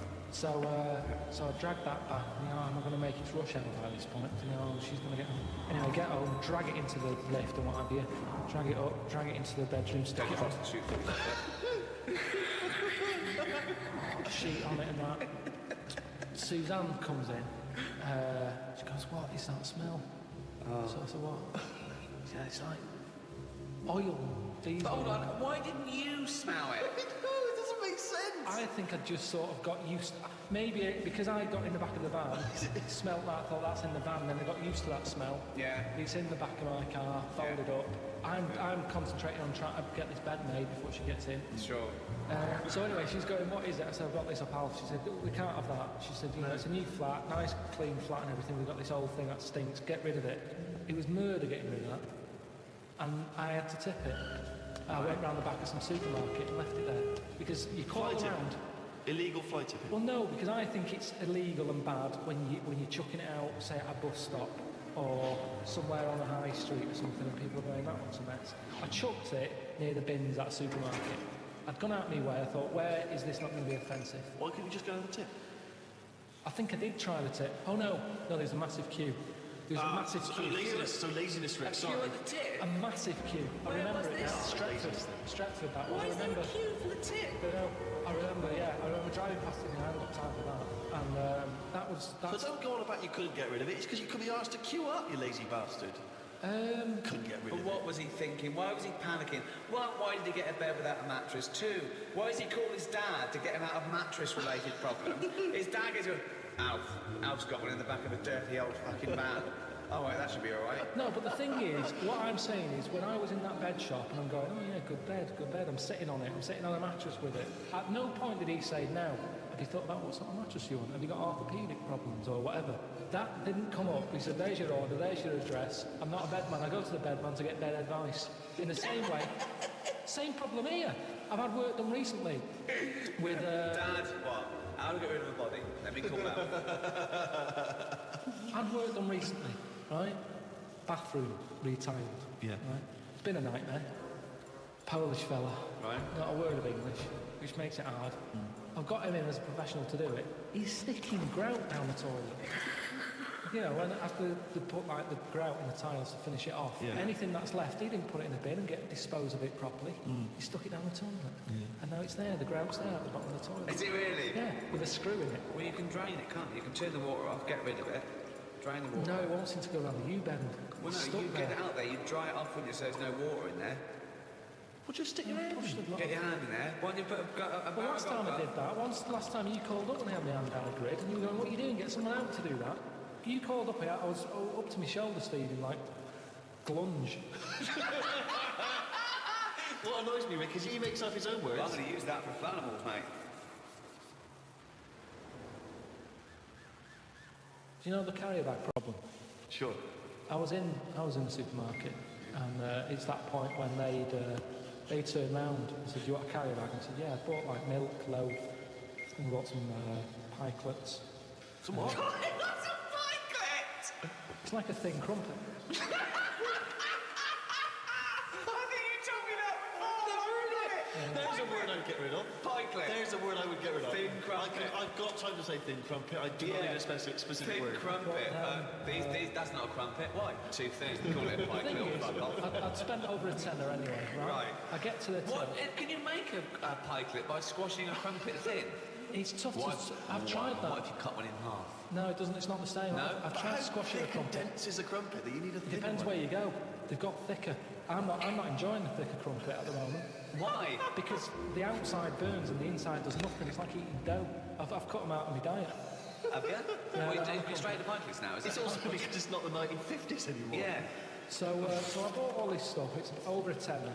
She said, "Do you want a carrier bag?" I said, "Of course I do with all this, you know." She said, "5 pence." I said, "You what?" She said, "5 pence for a carrier bag." I said, "I come here all the Good. time for the pilots." No, I'm right behind this. Right behind this. Why? Charging for carrier bags, Yeah, makes you absolutely. think, like- Lazy bastards. I take carrier bags down to the supermarket every time I go down there. Yeah, we've got a drawer full of Reuse, carrier bags. reuse. I usually reuse them. Steve, can I just put a question in? Go on. I do normally. I reuse them. But I didn't know.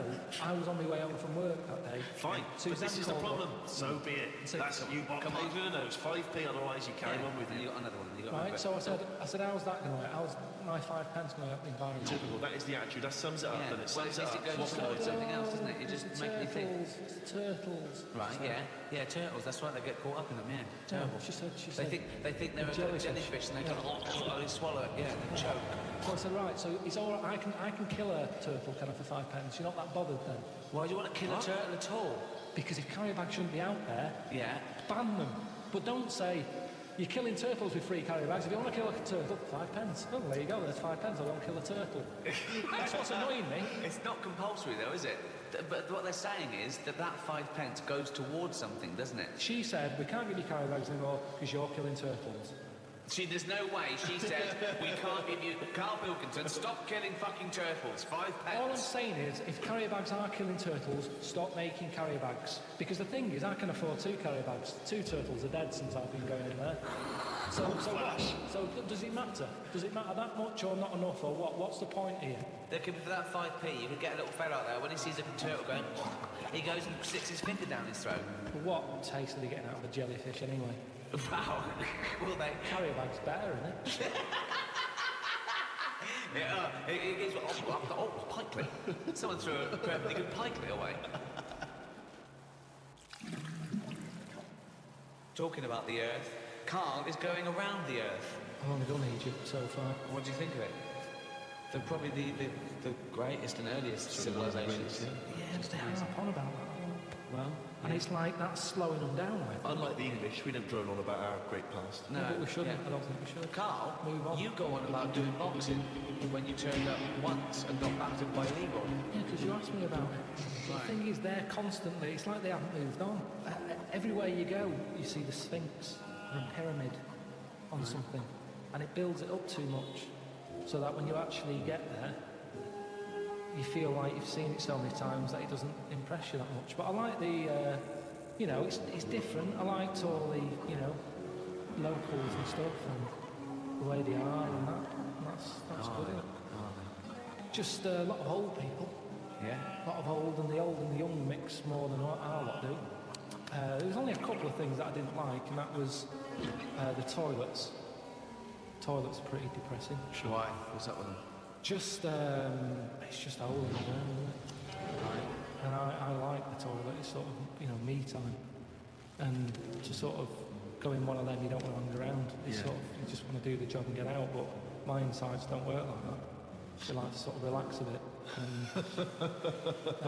And you can't do that there because you've got flies whizzing around your head. And there was one time when we were out and about and I'd had a bit of hummus or something, because that's you can't get away from all that. I'd been dipping my bread in it and I suddenly thought, oh, it probably feels funny. Got to find the toilet. Cut through this market, didn't know one was there, but you sort of smell it. It's like I'm getting close to one. Yeah, it stinks. Go in, there's like a fella sat there, really old. He must have been about 93, about 2 teeth. Sat there with a rag, and you have to pay him to use the toilet. What's the rag for? He doesn't wipe your ass for it. I don't know. But the toilet's never been cleaned by the looks of it. I had to give him like 5 Egyptian pounds, whatever that is. I don't know how much that is. But I don't know what he's doing for that money, because the place has never seen a mop. So I go in there, open the door, and it's like one of them holes in the ground. And oh God, can't use that. Push the next door open, that's the same. Get to the end one, open it. Normal toilet. All right, ding dong. Brilliant. Sit down there, do what I do, look round, no toilet paper. Oh no. He's waving the rag over the top of the cubicle. Yeah. More money. £10. So I'm thinking, oh God. I'm thinking, can I just get up? Because it was quite a clean, I thought... It was quite a clean drop. Sure. Yeah. So I'm thinking... Don't they use water though? Don't they use... Well, they had a hose pipe, yeah. Yeah. But I didn't fancy that. Well, that's cleaner though, isn't it? A hose pipe, really getting a proper wash. Why? How can it be? Why? Because that's not gonna clean it properly. It's gonna get rid of some bits, isn't it? It's like when you clean a car. Yeah, use a hose, but where's a sponge? Sure.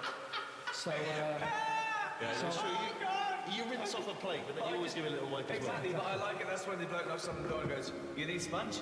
Yes. So I'm in there, I look at the door, there's no handle on the door. So I'm trapped in there anyway. Someone's nicked the handle. So I can't open the door. I'm sat there, there's no toilet paper. I'm calling like the people I'm out there with. Did they bring you some toilet paper then? No, they got it from the fella with the... You should have paid for some on the way in. I think that's what you do. But they don't give you a full roll. They give you like a strip. Right. Which I'm pretty wasteful with toilet paper.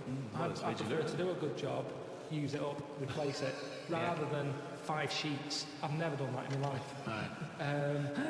So my brother taught me something. When he was in the army, he said you used to have to sort of put your hand through it, get it all, then use that paper to get it up your hand. What? When you're in the army, Yeah. they're taught survival techniques. Right. And they said if you're caught with very little toilet paper... Survival technique. Yeah. What did he die? Died of dirty hands. Hold on, wait a minute. What is this technique? You get the toilet paper, Right. use 2 sheets, Right. fold it over, so you've got... Normally, to 1 sheet is 2 ply. You've got 4 ply. Right. It's 2 sheets. It's like a bog paper glove. Yeah, so you put your hand through it, so you make a hole. Yeah. What do you mean? Make a hole? Make a hole so your hand goes through it. Yeah. Then you can wipe your arse with that. What, And with then- your hand? Yeah, and then the toilet paper that's left, you pull it off like that and you wipe your fingers with it. So you've still got shit on your hand? This is horrible. Yeah, Why don't you just wipe your ass with the toilet paper? Because you've only got a couple of sheets because you're in the jungle, right? And it's survival. So you survive for it. So what's the difference between know. wiping Maybe your you got it ass wrong. with your hand and trying to get shit off your hand, or wiping your ass with the toilet paper and putting your fucking trousers up? I don't know why this is a technique. That's some sort of mad sergeant's idea. What I do, boys, is I like to smear shit all over my face and then use the one sheet of clothing to wash my face off. It doesn't make any sense at all. Should I suggest something for you? You like wiping your ass with your hand. You don't like paper and water, you like a sponge. One of those big foam hands that you see at sporting events. So you just go in with that, like Kenny Everett. You go in there, big sponge, you sit down, you wipe your ass, you just leave it. You just leave And it then there. you can cheer about it as you leave. You don't remember. Be careful with the giant sponge finger then, it'll go up the arse and cause damage. That is the problem. In ancient Greece, every year 500 people would be selected from that Grecian society, and they would have to sit there that year, and they would propose laws, and everyone else would vote on them. And if you're in that position, right, you're called up, what rules and laws are you instigating? You might go, right, I want an egalitarian society. I want freedom for people. I don't want slavery. I don't want any sort of oppression. Would that be high on your list? Well, you could say, when I worked at Cordon Bleu, there was times when I thought being treated like a slave. You weren't though, because you were being paid and you were free. So. What do you mean? I wasn't free. I was on like from 9 till 6. You had the choice to leave the job. Slave didn't have a choice to leave. I didn't have a choice. Yeah, you did. The only other choice was Tesco, and they'd already turned down. No, that wasn't the lack of choice given to most But the slaves who built the pyramids, that wasn't an option for them. It wasn't like they could go, well, I can get a better gig on the Sphinx. Yeah. I'm just saying. No, you're not saying anything. You're saying it's absolute drivel. Here's a little Greek proverb for you. A society grows great when old men plant trees whose shade they know they shall never sit in. What do you think of that? Do you understand? Yeah, just saying, they're planting a seed, they grow a tree, but trees take ages. Yeah. It takes a long time. Yeah. That old fella's not going to get any joy out of that. Right. But, if he's lucky, Yeah. the fella next door might have done the same years ago. So it's all about sort of planting a seed, looking after each other. That's great, actually. It's not. I don't think it's directly what it means. It's almost the point. Yeah. That's good. Yeah, I think he means that future generations. But yeah, if the next door neighbour had done that, then yeah, that works as well. But you seem to agree that that's a good point. Do you agree that seems a good point to you? But I'm sort of guessing he enjoyed gardening anyway. Part of the enjoyment was in planting that seed. We should have... It's the old metaphor problem again, isn't it? Yeah. It's not specifically about trees. But as a metaphor, what he enjoyed is the fact that he's added to society and human life, and he's got a legacy and all that. But by the same time, when I went to Ibiza, right, now there they have motorbikes, people flying around on them, people don't wear helmets. You might even get 3 people on a moped. I saw a farmer with a goat in a basket. They don't care. They're whizzing around at high speeds. A lot of deaths there. Yeah. And they'll have a lot of them see those areas where someone's come off, been killed. People put flowers there. Yeah. And because that happens a lot, it's a lovely green island. Now here, we're saying wear a helmet. You're saying that all the deaths make it nice because there's It makes it flowers. lovely. There's loads of flowers. And so with death comes beauty. So that's another metaphor. You can have that one. That was one of the most tortuous things I've ever... That was extraordinary. Well, look at London. That was extraordinary, Carl. Right, Carl. Well, look at London. But Let me finish my point. Let him finish his point. I'm intrigued. Right, London, councillor with his clipboard, need a speed bump here, I saw someone doing 35. Put some traffic lights there and a pedestrian crossing. Pelican crossing there as well. And a speed camera. Right. Horrible and grey. Okay. No flowers. But you still see flowers left behind where people have died in terrible accidents. They're not You see many that good all the ones. time. They stuck to a lamppost with elastic band round them. They don't look nice. He's noticed the quality of flowers. Yeah, but the point is Some 15-year-old got run down and you're disappointed at the quality of the flowers. Look at this dude, Dan. Fella lost his head here. Geraniums? Geraniums? Fella lost bloody head? Well, that's so We have funny to you say that. encourage gun crime so that people get shot in inner cities and then we can put flowers up and beautify the area. Is that No, what but you're if saying? an area's nicer to look in, nicer to be in, if it's nicer looking, you don't get people speeding around like lunatics. Because they go, I'm not in a rush, I'd quite like to slow down. This there is and so look at the flowers. complicated. So now what you're saying is because an area is grey and gloomy, people speed around to get out of it. In the course of doing that, they knock people down. But then flowers are put up, which then makes the area beautiful, thus stopping people driving around at speed so deaths do not occur. Well, they keep getting out of their cars to put down flowers. They get knocked down. Yeah. Other people on the way to put some flowers down. Yeah. Just sometimes people have to die, don't they? There was a fella outside our house who had a lamppost. He had a helmet on, but his head come off. You made me laugh at a man's head coming up because the way you said it. But that's the thing. He had a... Oh, God. There's a man who died in a house. He had a lamppost, he had a helmet on, but his head come off. So you're saying that because in that one instance, the helmet did not save his life. His head was in great condition. It's just not attached to his body. And that's what I'm saying to you. Sometimes people have to die. How far do you take all this stuff of you know, safety gear and slowing down and wear bright clothes at night? And it's just too much. Very important point, you see. Do you think someone should be made to wear a crash helmet? They're only hurting themselves. Crash helmet. I don't think you should get fined for not wearing one. Well, we're not just protecting him, he could be a father with 2 kids. So you're going, oh, let him, if he doesn't want to wear a crash helmet, let him get brain damage. Is that what you're saying?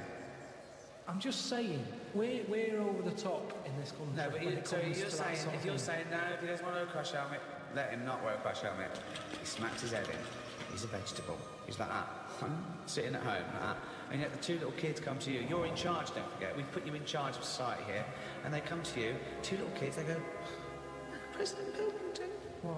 why did you let my daddy not wear the crash helmet? I didn't. We put leaflets through the door. We had adverts on the telly, sunshine. Yeah, but It's why? your dad's fault. But why wasn't it compulsory? You can see why it's It's not the way we live in, Sonny. yeah, now I haven't got a daddy. Has he got an helmet at all? Have you seen an helmet knocking about? No, he's a vegetable now. Yeah, he didn't want to wear a crash helmet, but why didn't you make him wear a crash helmet? It wasn't just him, it was us. Why did you turn my daddy into a vegetable? Where's your mum? Mum left when he kept going on about not wearing a crash helmet. We'll put you in a home. I just think, you see, this is the problem. Everyone's looking for someone to blame. Yes, but this is interesting though because you were particularly callous to that little 4-year-old boy who seemed so sweet and adorable. Yeah. But why wasn't he giving this stick to his dad? Well, his dad's dead. He's a vegetable. He's dead. He's good as dead to him. His dad went within the law. It was not the law to wear a crash helmet anymore because you said, forget it, I don't want a nanny state. I don't want, if you wear a crash helmet or not. He wasn't a responsible parent. He hadn't thought it through. But this is your job. Some people aren't responsible. Society keeps them on track. This was you were in charge. You should have made him wear a crash helmet. He had 2 kids. We've heard from one of the kids. What's the other one's attitude? Is he younger? He's a bit younger. Is he even younger still? President Pilkington, my brother's crying now. She shouted at him. I wish you'd have made my daddy wear a crash helmet. Why didn't you make your daddy wear a crash helmet? Well, he wouldn't listen to me because I'm not in charge. Well, he didn't of listen to society. me. It seems like a bit of a numb nut, to be No, honest. he did listen to you. What did because you do made for a a new living? rule saying people don't have to wear crash helmets. Right. And he listened to you. Did he pop shoes on in the morning when he went out? Or did he need to be here to tell him to do that as well? no, listen. Oh, so he has got some common sense then? Well, it's nothing. Oh, right, interesting. So he can be bothered with his trainings, but he can be bothered with helmet. I haven't got a daddy. Jesus. Why can't they just put a leaflet through saying, hello everyone, use your common sense? Yeah. That's all I'm asking. That's what I take Because on some people don't have common sense. Everyone's got common sense. Fucking idiots. Yeah, it's not my fault That's then. why. That's Not why my there is a fault. government. If we let people, all they be fucking idiots. That's what we talked about here. Social responsibility. This is your approach. I wash my hands of the whole affair. Yeah, I'd hope that the people who don't wear a helmet sort of they do themselves in, and that's cleared them off. That's one problem sorted. So you think you're being Darwinian? You're thinking survival of the fittest. The idiots will soon, but they don't, because they're not just the victim. The dead person isn't the victim. We've talked about it before. You know, people who smoke know that it's dangerous, but why is that still legal? And yet people know that, and they still smoke. Fat people know that they're going to get out of breath and clammy, and yet they still eat more. But because that's what I'm saying. Why don't we stop fat people eating? If you've got a smackhead and you really love him, you intervene, you grab him, you put him in a cupboard, you go, you're not coming out. He goes mad for about a year and he thanks you for it. Yeah. So lock fat people in a cupboard. And just can't put get him carrots in. under the door. What? The thing is, there's got to be some responsibility. Now, if it's your own fat kid, stick him in your cupboard. But what I'm saying is, as a counsellor, I'm not spending taxpayers' money on cupboards to put the fat kid in.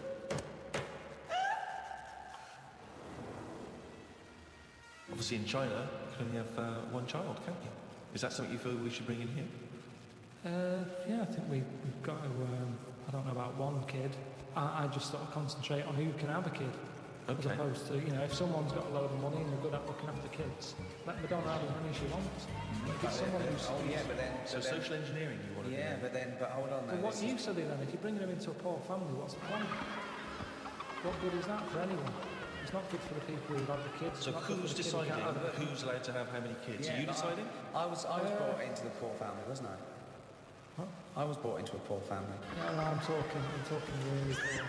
So, third world. No, What, poorer than that? Poorer than no money at all? I just mean like the people who I've told you about on the estate sometimes who have that one who chasing cars and stuff. He wasn't happy. They didn't care if he was there or not. What's the point? Right. So hang on. So let's imagine that Ricky and I, our husband and wife, we've come in, right? What's your questions to us to establish whether we are allowed to have a couple of kids? Hello. Thanks for And me coming. and my husband, we can't have children. Because he's got no sperm at all. He had one sperm. It was ridiculous. It was awful. It just came up like a dead anchovy. Right. And you meant to have 300 million tiny ones, and he had one big one. It was horrible. I had to pull it out. It was like a leech. And also, I haven't got a vagina, so there was no. Completely smooth down there, like an action. Yeah, it was just like, I don't know. But we love children, and we wondered if we could have a child. What do you do for a living? What do you do? What's your work? I'm a rapist. Right. And I dispose of the bodies. Right. Well, fill out this form. Should have clarified that. A rapist murderer. Fill out the form. He does it in the wrong order as well, I must say. So, no, number of times I've disposed of the bodies, and I make that one.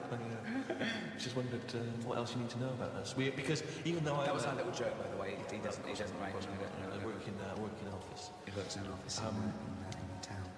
But yeah, I'm a housewife. She's a housewife. I'm making a little nest for when we adopt a little child. We don't earn a great deal of money, but we're good parents. We think.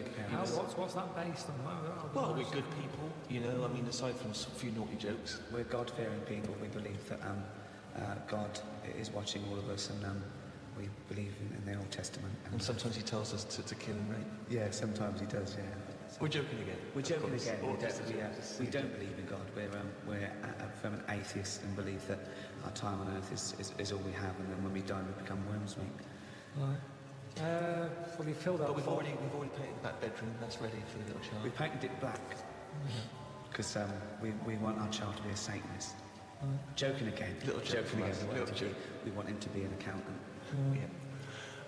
Gay accountant.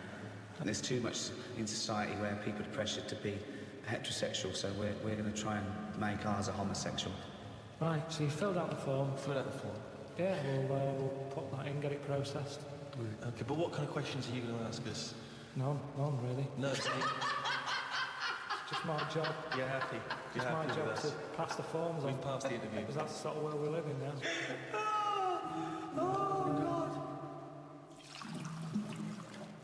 You've obviously heard of the famous Rosa Parks incident, in which she was obliged to move on the bus from where she was sat to somewhere else. She chose not to, and she was arrested for it. Became very much a sort of figurehead of the civil rights movement. Had you been travelling on that bus? What did you do? And am I far from where I'm getting off? So once again, you can't just nip out at the next stop so you can wash your hands of the whole affair. No, you're on that bus. You've still got a number of stops. So you've got to stay on that bus. You've seen this bus driver demanding that she gives up that seat. Maybe she's given up that seat for you. I'd probably go, it's alright. I'm standing, I'm alright. What if Suzanne wasn't allowed to sit with you on buses? What if now a law came in that women were second-class citizens and she can't come with you? Wouldn't you go, no, fuck that, she's sitting with me? I'd say we're only going around the block. We've been to the shopping centre. We're only 15 minutes. Can you take that bag with you? Because there's no one sat next to you down here. I'm a bit crammed in up here. There's more blokes on the bus. I'll see you in a minute. Carl, let's put this to... I mean, obviously, this is too much for your head to... You're on a bus, right, and there's a few white people, and they're... I'm the driver. And they're being racist to a black kid. Right, I go, if I'm driving, I go, listen, lads, stop that, will you? If you're going to be racist, can you get off at the next stop and do it there? You know, we've all had a tough day. It's the end of the day. We just all want to go home. We've all been working. He's not in your way. He's sat in his own seat. Sit back. Calm down. Had enough. Surely you want to be on the side of right.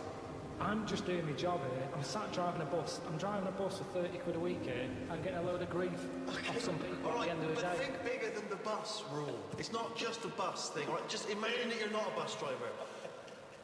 All right? No, but that's what we're talking about here. But yes, but Ricky's trying to make a point. It's an analogy again. It's about you taking some kind of responsibility that could put you in harm's way. Yeah. That could mean that you've got to stand up to danger or to bullies or to aggression. If someone's attacking Suzanne, she goes, Carl, help. You go, no, I can get her in. Because I know the full story here. But this is what I'm saying about Rosie, what's it? I'm just saying, she sat on the bus. How did it work?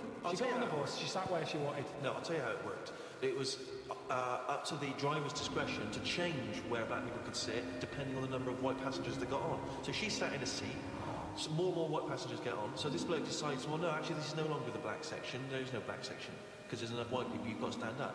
And she decided, no, I'm not going to get up. It's my right to be able to sit on this bus as a person, as a human being, not whether or black or white.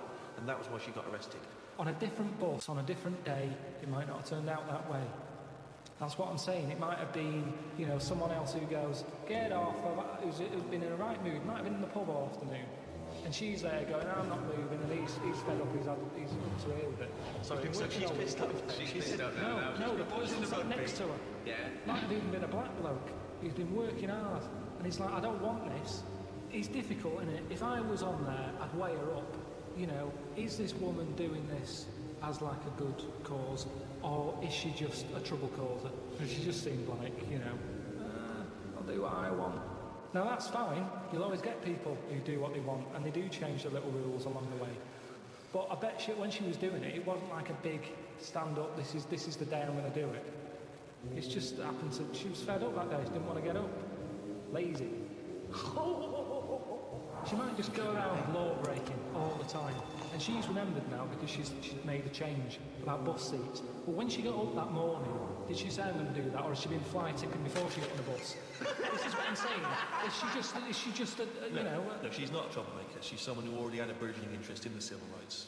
I mean, I really thought the Rosa Parks incident was pretty cut and dry. The fact that Carl's managed to find an ambiguity in it is extraordinary. I love it. Tell me something else about Rosie Parks. Oh, for God's sake. I don't know what she's got to do to win you round, Carl.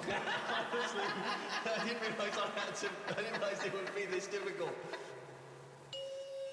There was a bit of trouble in our yard the other day.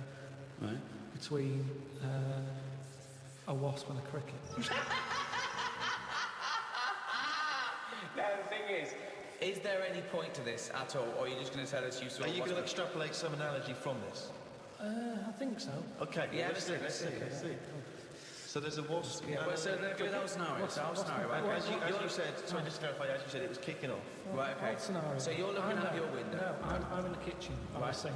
Yeah. I'm washing up a few plates. Right. The kitchen door's open. Right.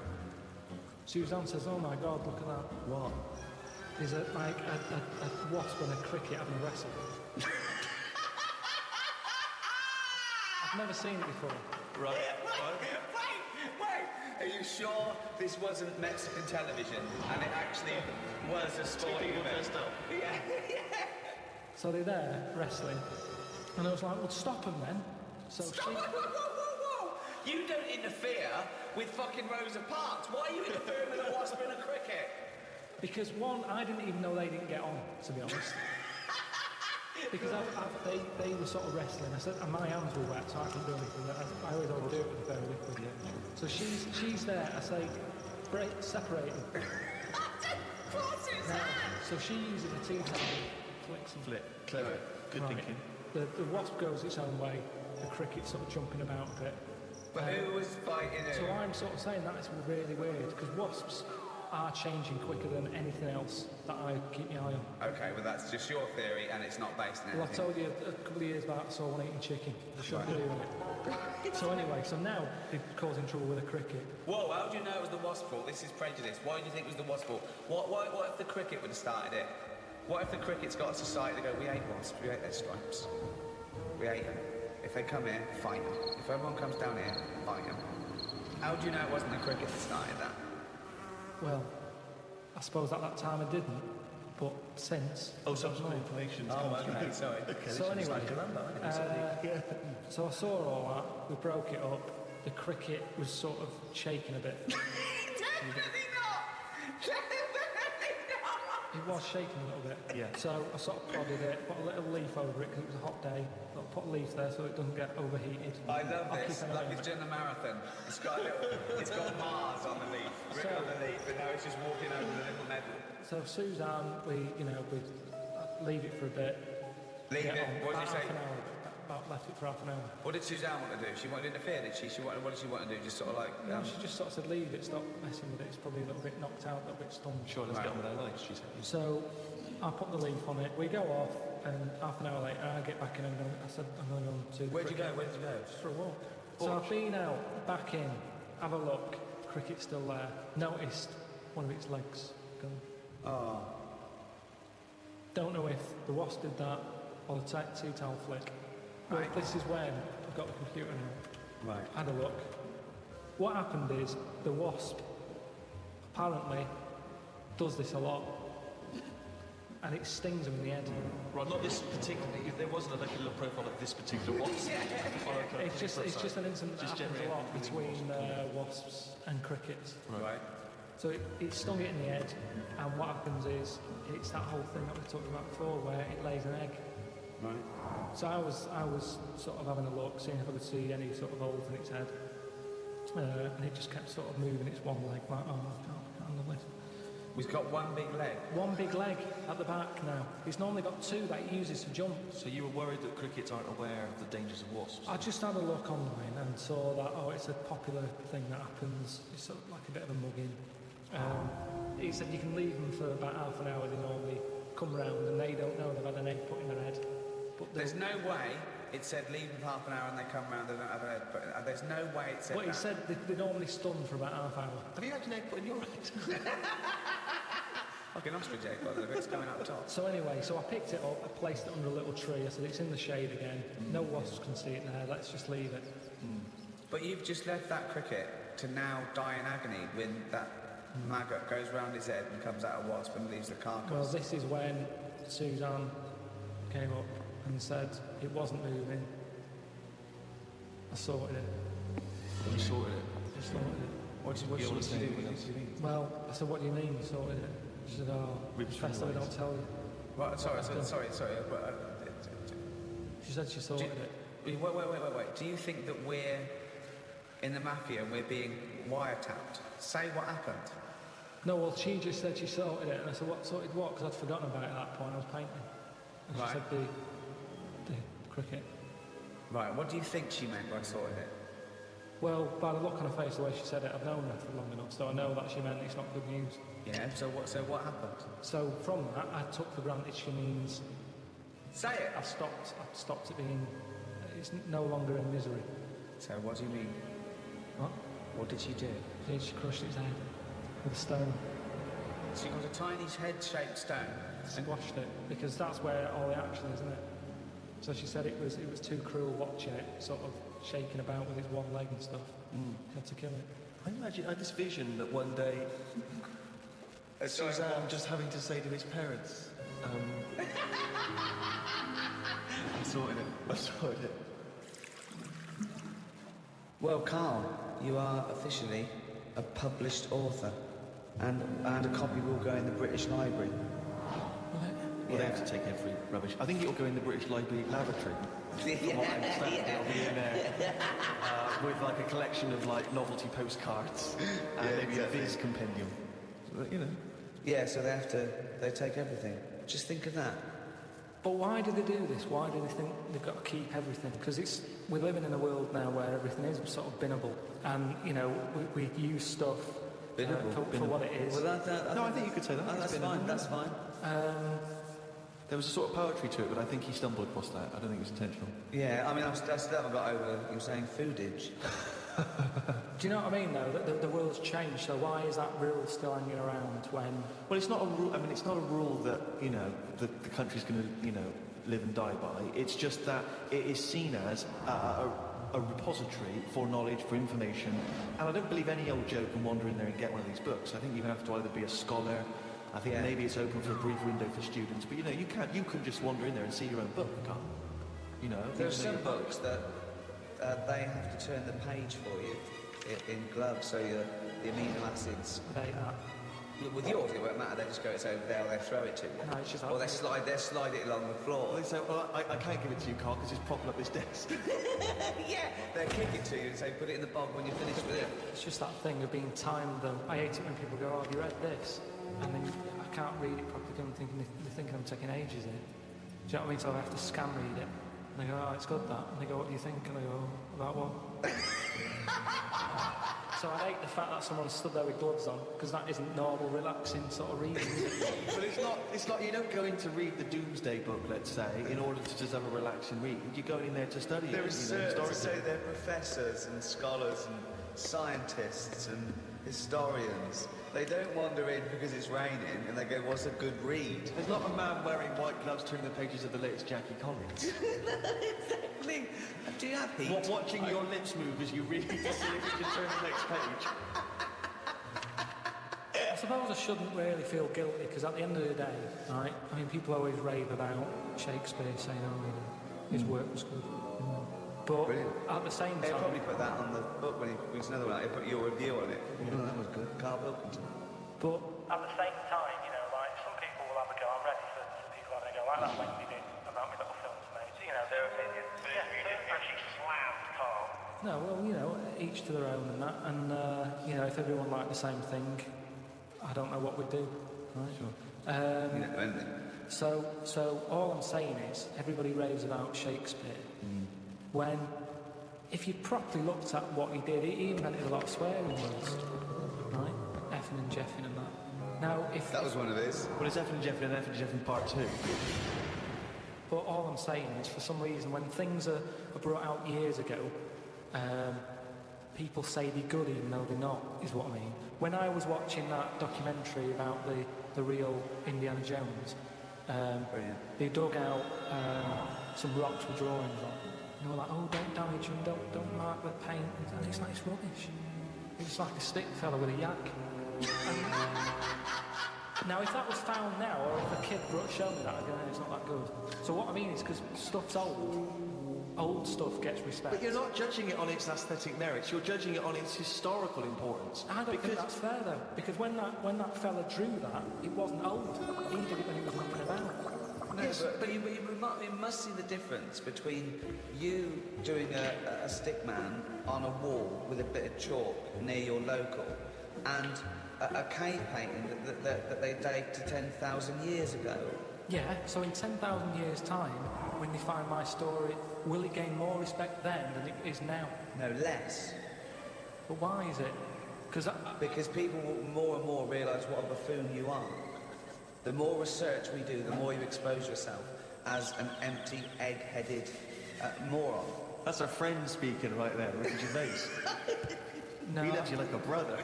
I just think, you mentioned him before, Steve, this Peeps fella. Yes. Has he done anything else apart from a diary? Because now I've done a book and a diary.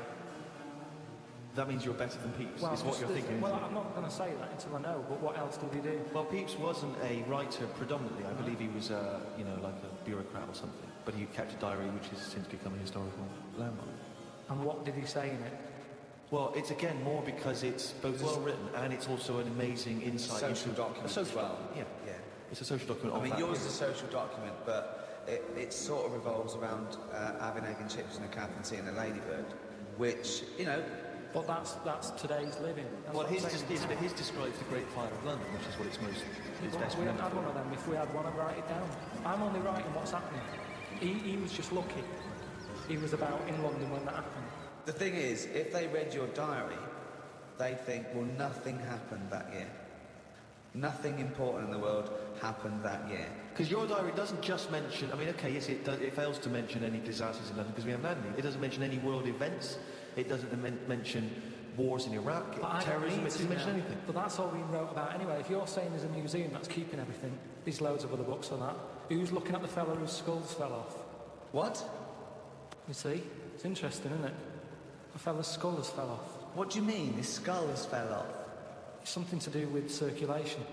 But what do you mean his skull fell Well, off? it's in the diary. But how can a skull fall off? Because it's surrounded by tissue and it's got a brain. How can just the skull... How can it detach itself from all the stuff surrounding it? He mislaid all his dreams. But all I'm saying is that's not getting a look in. No, because it's not significant or probably true. Carl, you have the same concepts that you worked out and decided that were true at about 10, I think. I look at life like a Box big of chocolates? book. Like a big book. Right, okay. Right? And, you know, sometimes you get halfway through it and you go, even though I've been enjoying it, I've had enough. Give us another book. No. Your metaphor, analogy, whatever you're trying to create there, falls down with let's have another book. Yeah. No. You can either opt out of life or stick with it till the end. You can't go, be someone else now. You can't do that. I know you think you can, and I think in your world you can, you possibly be injected into an old woman's head when you've had enough and you come out a little baby. What I mean is, at the moment, my life, I'm going to live to 74, 75, right? So yeah, I'm probably on page, what am I on? A book that's got about 200... This is painful, Steve. This is really painful. Go on, sorry, carry on. I'm on, I say my book's got 300 pages in it. Yeah. A few pictures and that. It's a picture book. That's the great thing about Karl's life. It's a book for children. It's a pop-up book. Yeah. And it just, every page he pops in, he goes, what? I'm probably on page about 170. Yeah. He's going to die at 74. He's reading a book with a few pictures in with 300 pages and he's on 170. Go on then. So, right, if the book was too thick, right, and there was loads more pages... Let me tell you, this book is way too thick. Yeah. If the book was more thick, yeah. The book could not be thicker. If there was loads more pages left, I'd go, I can't be bothered reading on. Right. Okay. Let him finish the analogy. He know that when he saw the book. You've got to finish this analogy, otherwise we're going to be here all night. Listen, he must have known how many pages there were when he got the book out of the library. Yeah, but the way they write books, they paint in pictures more at the beginning, you're going, this is good. And then it gets a bit boring as it goes on, doesn't it? Okay, well that works. So you're saying that you were young... No, it doesn't work. Well, you just accepted that that's what all books are like. No, but there's a little bit of poetry in that, because he's actually saying that when he was young, his whole life was ahead of him. He couldn't wait the whole world, the promise that he was given of this world. And now he's a bit jaded and he's more cynical, and he realises that the world hasn't got as much to offer him as he thought it was. Is that what you meant? Yeah. Liar. Actually, Karl, you like sayings, don't you? I've got a list here of some of the sayings and phrases that Shakespeare made up, really. In a pickle was his. Yeah. Well, we know what in a pickle means. Yeah, we know what it means. It's a saying I've never used. Because when you're in a pickle, it's not something that you would say. No, if you're captured and you're being tortured for information, yeah, you wouldn't, and you get access to a phone, you wouldn't call, go, MI5, I'm in a pickle. You'd be screaming, going, you're taking the teeth, man. While you've been talking about that, I just was looking on the computer at the Pun of the Day website. There's a couple that you might like. There was a sign on the lawn at a drug rehab centre that said, keep off the grass. Okay. Now, if the pun is the lowest form of wit, and let's face it, sarcasm isn't. Sarcasm is up there compared to the pun. Then the drug pun, I think, is one of the lowest of the low. Oh, people who congratulate themselves on getting drug references. Keep off the grass, will you? Grass, yeah. Yeah, you're smoking the grass. Yeah. I think pun should be short for punch him in the mouth. Idioms are better. Go on then, what's an idiom? Is that a new word you made up? No, As in Karl Pilkington's a complete idiom. Yeah. I found out what it was because I thought, I like them, what are they? Right. And it's like little sayings. Yeah, that's right. That sum stuff up. Go on, give us an example of your favourite. Oh, can I just say one, talking about sayings, Karl was getting fed up with someone. He was fed up with not getting replies from something. He's having a hard time, And I went, oh, the worm has turned. He went, what? I went, the worm has turned. You've... Stupid saying, isn't it? No, okay, tell him why you think that's a stupid saying. Because how do you know when a worm's turned? Of all the creatures that you could flip over and know it's turned, why pick a worm? It's the worst thing they could have picked to express something turning. But you're turning literally. It means changing, doesn't it? Changing your attitude. A new broom, turning over a new leaf. Yeah, but things are going to be different now, and I'm sick of it. Chameleon. No, but chameleon is a brilliant thing to use for something to change. Chuck that in a sentence. There's nothing that you can link a worm to human life to. You're talking about something it's blind, isn't it? It's blind, it's deaf. Gay. It's got no features. because it's a weird thing to use. Something that its arse is more, does more than its head. That could be said of you, Karl, to be fair. Oh, chimpanzee that. He's gone and letting it down again. Just reading excerpts of Karl's diary. Went home and looked up Freud on the internet. Didn't find him that interesting, so looked at some other philosophers instead. Socrates, Aristotle. Lao Tzu from years ago came up with some good stuff. One, he who knows does not speak. He who speaks does not know. Not entirely true. To lead people, walk behind them. Yeah. And of course, the journey of 1,000 miles begins with one step. Yeah, did that. Maybe this is why people are at the start line spectating at the Commonwealth Games. Well, no, it's just that I've never understood why in Olympics and stuff like that.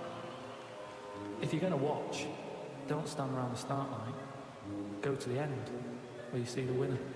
But because of that saying, it actually makes sense. Like, it's like, well, every step starts with a step or whatever. Say again? Every race, you know, you've got to start with a step. Yeah. If you want to stay at the start line, do. What does that mean? I'm just saying, if you're into... I wouldn't watch a race, right? Okay. But all I'm saying is, right, if I was to watch a race, yeah, I wouldn't hang about the start line, because... Well, you just said you would. What, did I? Yeah, you said that's the place to start, because every race starts with a step. No, but I wouldn't normally, when I was on holiday. Yeah. Suzanne said there's a race going on down the road. Yeah. I'd go, well, let's go, keep going down the road and stand at the finish line. Okay, but now what have you to thought? Wazoo, Yeah. I'd say, well, hang on a minute, every race starts with a single step. Yeah. How many people are around the start line? Is there more room there? She goes, yeah. I go, let's go there then, it's less busy. Right, and what would you see there then? I'd see people starting the race, but I wouldn't be that impressed with them, because I'd go, well, I don't know if any of these are any good. So would you start at the start or the end then?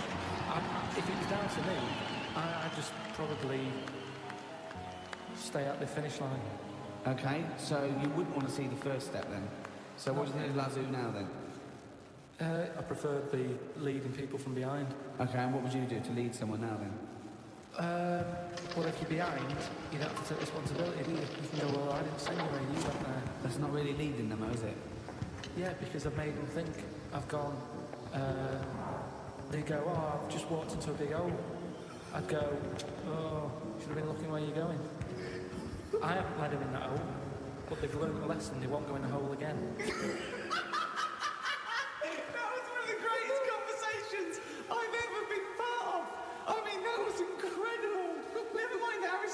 Socrates, that was incredible, That was incredible, Karl. One of the key catchphrases, if you like, from the war, Karl, was, of course, keep the home fires burning. Is that like saying, you're away, but don't worry when you come home, the house is warm? Pretty much. Sort of. Yeah. Never forget where you're from, we're remembering you. Waiting for you. Yeah. Again, it doesn't say what it means. So there's you know, risking your life, and you're getting a letter going saying we've got the heating on. Again, working hard, paying the bills, they've got the heating blaring. Put your coat on. Start panicking, we're keeping the home fires burning. What? I didn't know, what do you mean, put fire? When have we had that in? I thought we had central heating. Who's she got in? Who's this bloke who's moved in, changed the heating system? It's all extra hassle. Do you know, this is why it's best not hearing from people. I was in the jungle, wasn't I? Yeah. Right? For this programme. Suzanne. Should explain that Karl wasn't on manoeuvres. We sent Karl around the world for a programme. Well, hang on, though, I want to hear about the fact he's in the jungle and he doesn't want to hear anything from home because... No, on a lot of the trips, I had a phone now and again, so I could call Suzanne. When I was in the jungle, I was out of contact for like 5 days. Nothing. Didn't know what was going on where. Right? I get out of the jungle, I call Suzanne up. Everything all right? Yeah. What bills have we got? And then I said, how was it? And she said, it was reassuring, it was all right, and it's reassuring that if you died, it'd be all right. What? That was from Suzanne. What do you mean? Because it was like I was dead for 5 days. She said things weren't that bad. I've still got stuff sorted out. It's reassuring. She said what? She said you called up after 5 days of being in the jungle, eating grubs and having things try to climb up your knob. Yeah, surviving. Right. There's me, the first phone call I get, I put the phone on. I'm going to call Suzanne, let her know I'm all right. Sorry, you could get the phone calls in the jungle, but you didn't want it. What do you mean you turned the phone? I thought you meant you were... No, it was off because there's no signal. You got out of the jungle. You got out of the jungle, right? Put the phone on. Yeah. Thinking, right, I'll call Suzanne, let her know I'm all right. I've been to Ellen back here. Call her up, everything all right. You know, what's it been like? I said, that's the longest we've ever gone, isn't it? I don't think I've ever gone 24 hours without not talking to her for 17 years. Suddenly, there's a week when I'm not talking to her. Yeah. She goes, yeah, it started off weird, but it's reassuring that if you were dead, I can handle it. But she said, I sorted everything out still. I could handle it if you weren't there. What offended you most? The fact that you did that you want her to be dependent on you, or the fact that you realise you make no difference at all in her life? Well, it's a bit annoying, isn't it? They forget, don't they? The bills weren't as piling up as much as they normally do. That's the only thing they'll get through the door. You know, when there's a postal strike, carry on. I'm not interested. You're only bringing bills to the door anyway. Carry on, strike. There wasn't that much post. There wasn't that many bills to sort out. There wasn't problems with the boiler. She's forgetting all this. So I'd like to go back in the jungle, just as the boiler's sort of, the flame starts to flicker, and about to go out. Let's see you then. That's what I'd say to any soldiers listening to this before you leave home. Yeah. Just leave everything. Break a few things, don't pay the bills, and then go. And they'll miss you more. Yeah. Well, that's great advice to people overseas. Let me just reiterate that. Next time, when you come home, have a great time with your wife and kids. See your mum and dad and your family. But then, when you've just got to go back into active service, just smash the place into shit everywhere. Thanks. Carl, what's your thoughts on poetry? I've never really been a fan of it. This is surprised. It's sold in a bad light. It's a bit sort of gay, isn't it? I mean, it depends what sort you're talking about, because maybe there's poetry out there that I haven't heard. There's some poetry gayer than others. Yeah. War poetry can't be gay, can it? That was I haven't heard. Go on. People fighting in the trenches and can't be gay. They weren't gay. They were writing to their sweetheart. I don't know his name. Might have been a bloke, I don't know. But so was it sort of a, what sort of poem was it? Was it sort of a limerick, sort of a... No, it was well, there's famous ones, Wilfred Owen and Siegfried Sassoon, and they're very moving. They're about, you know, what usually happens is that they talk about why are we here? This is, you know, we've been sold a lie here, you know, and they really started seeing war in a different light from their point of view in the trenches. Famously, some of them died soon after, you know. But I prefer a proper letter. No sort of crypticness. That's the problem with poems. Okay, so you'd have been disappointed to get Dolce et Decorum S through the post, would you? You'd have just said, what are you trying to say, mate? What's the weather like? When you're coming home? Did you get the socks? Well, yeah, sometimes life is a bit like that, and it's like, say what you mean. Right. Well, then you have just wiped all art off the face of the earth if you literally just say what you mean. No, I'm just saying in a letter. Say if I was a woman and my fella was fighting in a war. Right. What's your fella's name? Harry. Okay, so Harry, that's right. So when were you married? About 1935. 1935. So you've been married about 4 years. Harry, why don't you go off? Oh, you're a woman, aren't you? You don't. Okay. So what did you see in Harry? Why did you like Harry? Was he? He just was like funny. Butch. He wasn't that butch, but that didn't matter back then, did it, in the war? No. And you everyone. But what did you say when Harry said to you? Well, I thought it was coming because a lot of our friends. Right. Did you just hug him and say don't go or something? No point, because that would have just made it tough for him. So, what's the point? Just go with it. But if he... I cried after he went. You cried after he went? That's what you do, innit? You wouldn't do it in front of him. He's got to go to battle. Okay, so your man goes off to battle. Right. Then I get a letter from the colonel saying, "Oh, bit of bad news. Harry's dead." Now I get a letter in the post. He said what he meant, didn't he? Well, yeah, and they would do, wouldn't they? They wouldn't fanny around saying, oh, he was on the warpath and the cloud went dark. I go, what? Just tell me what happened. I don't want a weather forecast. He got shot at the arse and the bullet came out his head. Right. Now, the colonel, he would just tell me the basics. Now, because he sent his by Telegram. They sent a telegram. The letter I get from Harry has been stamped, so I get it late. Oh, okay. So I get a letter from Harry after he's died. Yeah, and you know he's dead. I know he's dead, so I get this letter with his handwriting on. I'm devastated because I was just getting over his death. Yeah. It's all brought back to me when this letter drops through the post. Well, yeah, 3 days and you're pretty much over it. It's Harry's handwriting. Yeah. Oh God, what's this? What's I he open written? it. Yeah. And instead of saying things are bad here, socks are damp, you know, everything's grim, it's cold, I'm sick of it. There's a poem. It wouldn't feel like it was from Harry. Well, It's not in his words. Poems are never in the person's words. But did you know Harry was a poet when you married him and made love to him that I night? picked it up because other people were doing it. Something to do in the trenches. But when he carried you over the threshold, Carl, and he laid you down and gently kissed you, didn't he say anything? Did he ever shoot? You must have whispered some sweet nothings into No, your it wasn't terrible like red that. head. It wasn't like that. Straight to the point. It was like, get your knickers off.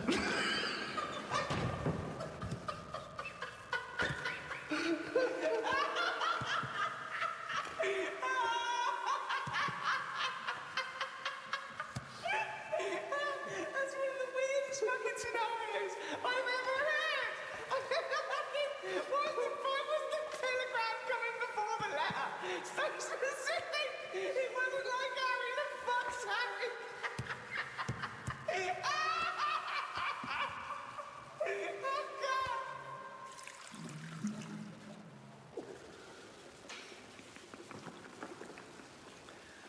What are you doing? Try calming comes down. Well, you don't do it with water. What do you do it with? You're trying You to do it calm your with, guns you down. do it with meditation and hard drugs. What's the problem with your gums? When I'm stressed out, my teeth know. What? What do you mean? Say that again. When I'm sort of stressed out, my gums and my teeth know before I do. It's like a weakness. So what's up? You got a toothache then? I thought you went to the dentist. I did the other week. Well, what's wrong with your teeth then? It's just because you're stressed. I don't know. Why are you stressed? What have you got to be stressed I about? don't know. That's what's weird with stress, isn't it? No. Your body can be stressed without you realising. That's what No, kills it's people. stressed. No. You're stressed because you feel stressed, and then your body gets weak because you're. No, because I'm pretty good. I never feel stressed. That's part of my problem. It's not I a am problem. stressed, but I don't know about it. That's But why that doesn't make any sense at all. it's the number one killer. What do you never get stressed? If you don't feel stressed, how are you stressed? But you must be stressed if your teeth Right. are It's taking like saying I didn't feel I had a pain, but apparently I did. Listen, Go on. I was in Israel recently. I had a bag shot of my head, chucked in the back of the van. Now the thing is, I kind of thought, well, It wasn't a blind date, by the way, and he wasn't being arrested or kidnapped. It was a training thing, wasn't it, for yes, kidnap but situations? I didn't know. What, you didn't know they were going to do it? No, they don't tell me if they do that. So what happened then? So the thing is, that happened. I had a panic on a little bit. Afterwards, they took the bag off. I realised everything was all right. I was calm. My body was shaking. And that's what That I'm saying doesn't make to any you. sense. My body, as far as my body was concerned, it had just been kidnapped. Right. But I knew I hadn't. You know the bag they put over your head? Was it like a tennis racket cover? What shape was it? You sure they just didn't go and thought, oh, I thought I just bought the world's biggest orange? Do you ever get recognised much? Yeah, now and again. But I haven't done anything of any worth. However, it's almost like recognising a neighbour or something, because they sort of go, it's him. And then the other one might go, what's he do? Oh, I don't know. It's not like I've done something Right, of any worth. yet. I think you're forgetting all those emails I passed on to you for those people that have had trauma. In their lives, you know, the earthquake victims, there's people that have lost relatives or had, you know, terrible life-threatening diseases, and they say the podcast got them through. Doesn't that warm the cockles of your heart? Well, normally it's gone straight to you, hasn't it? And you just forward me on, so it's almost like spam to me. It doesn't feel as special because it's like, here you go, look at this, you know. Unbelievable. I've watched the World Cup a few times with Ricky, the last time we qualified, we were doing a project, and we watched it together in a hotel room. But of course, in a hotel room, it was just like a big bed. So we sat on the bed together, and we thought that was a bit intense. So I put a line of pillows down. But I don't understand what to not. He was put a line of pillows between us. Now he knows I'm not going to jump on him. No, I know. He's not going to jump on me. No. But he's still terrified that some kind of paparazzi is going to sort of parascend down the building and peer in and take a photo of us.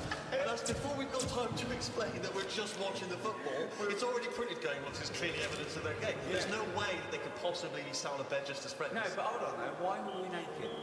Why didn't we just put some trousers on? But I seem to remember that you, even though it was my room, you forced me to sit in the chair. It was one of those really uncomfortable box chairs. I said it's weird. I can't get excited. We're having a beer, okay? So now we're drinking. Now we're drinking in bed. On the bed. No, we had our clothes on. We're on the bed watching football. But I couldn't go, come on England, with a little man sitting next to me in bed. Not little man at all. No, big man. And so I just thought, let's pop the pillows down. That wasn't enough. I said, Steve, I can't do this. I can't watch football with a man on a bed. I said, so go in the chair. And he sat So I sat in his chair, which is, for a man of my size, those tiny little crappy hotel box chairs are no good. It's 90 bloody minutes plus the interview. It was my room. I was furious. I felt like I was like an old rich man just waiting to die. And my little manservant used to come and sit and watch football with me Exactly, in the last days The last of my days. time. Carl, would you sit on a bed, right, with Stephen in a hotel room, right, watching football, okay? You're pouring each other wine and beer and shouting. Well, no, there wasn't that music playing. There was the roar of the crowd and John Moxon doing commentary. It's not a sexy sound at all. What do you think, Carl? Someone said, "I'll come to my room. We're watching football." You got there and he went. Well, who was on the bed first? Who was on the bed first? Well, he probably got up to answer the door. So I don't know. I came in. I thought, well, there's only a bed here. We sat down. We thought, yeah. No, but it wasn't. It was a chair there. So. Well, yeah, but you know full well that if you're in a room with Ricky, he's the one who's going to leap straight on the bed and demand that you just take the chair. Well, why would you be concerned with lying on a bed next to me? What's up with that? It's weird, isn't it? Why is it weird? I don't understand this. Because I changed my tune. it's a bit weird lying on a bed with a mate just watching football. Yeah, it's like when you go around the house, do you? Yeah, but it's because you have a sofa and things. We didn't have that in the room. But when you visit someone in hospital, you don't say, move over. You don't pop yourself down next to him, you sit on a chair next to him. No, because you're not there in a relaxed situation for 90 minutes enjoying a game of sport. It's just a more formal environment. Because you're quite a sport fan, aren't you, Carl? Yeah, but not in... I don't like getting into things too much. Because it can only be disappointing. I've never seen him get into anything, to be quite honest. No, I am a football fan, but I've got it now to a point where if they lose, it only bothers me for about half an hour. Yeah. And then I move on. Because the thing is, I'm not in control of it. There's nothing I can do to alter that team. If I could go in and say, listen, you're lazy, you get your finger out, you move up front a bit, it's different, but it's like getting annoyed with nature. There's nothing you can do. So let it happen, watch it if you want, don't get annoyed about it, because it's totally out of your hands. Interesting that Carl's team tactics also sounds like he could be directing a gay porn. You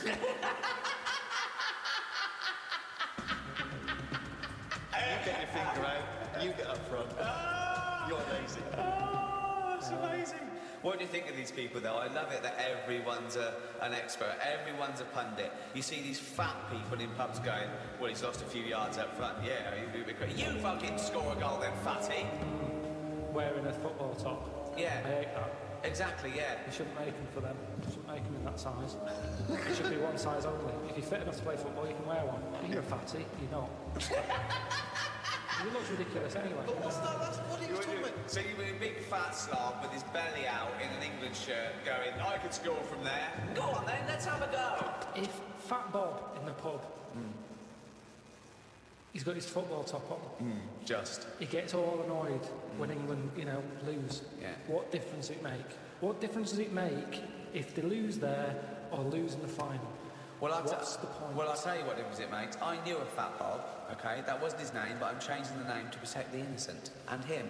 And he's not innocent, right? Was it Fat Dave? It was a big fat bloke, right? And he worked on one of the crews that used to bring in equipment where I used to work at the Students' Union, okay? And he was massive, right?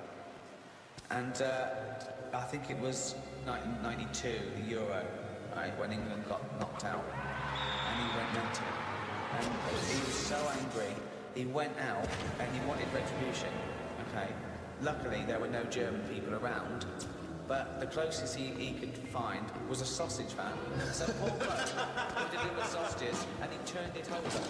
He got the van and he turned it over. Because it was selling sausages, so he thought that's German enough. No, well, if he's fat, he's probably just annoyed that it wasn't open. I think I first became really excited by the World Cup that famous year when Maradona did the handball. Do you remember, what was that, 1986? Yeah. Oh, that was so exciting. Because obviously he'd been so brilliant in that tournament. And then he did cheat, as we all know. Yeah. Isn't cheating part of all games now? Hang on, here we go, this is controversial. There's a lot of young people who look up to Karl as a role model. Yeah. Yeah, but it's the world we live in now, isn't it? It's get what you can, how you can. But what's your feeling? Are you the sort of person, I mean, have you ever cheated in a game? Are you that sort of person? I just think my dad does it a lot. What, in board games and that? Yeah, just cards, Monopoly. How does he cheat in Monopoly? Just nicks a lot of the money. Oh, just straightforward nicks the money. I hadn't thought of that.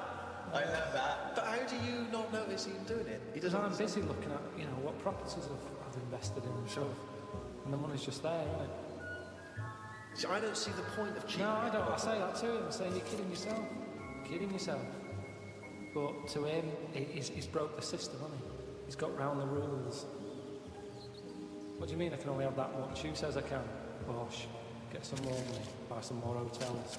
And in a way, that's life, isn't it? All people with loads of money now, you kind of go, have they made that honestly? Right. I pass big houses in London, and I think, gangsters, don't be gangsters to have a house like that. Yeah. There's no way a normal job, someone who's... Because I know, I'm trying to make money, and I know how hard it is to make money. Because the more money you make, the more hands are out there, taking little bits. So how the hell has this man bought this house?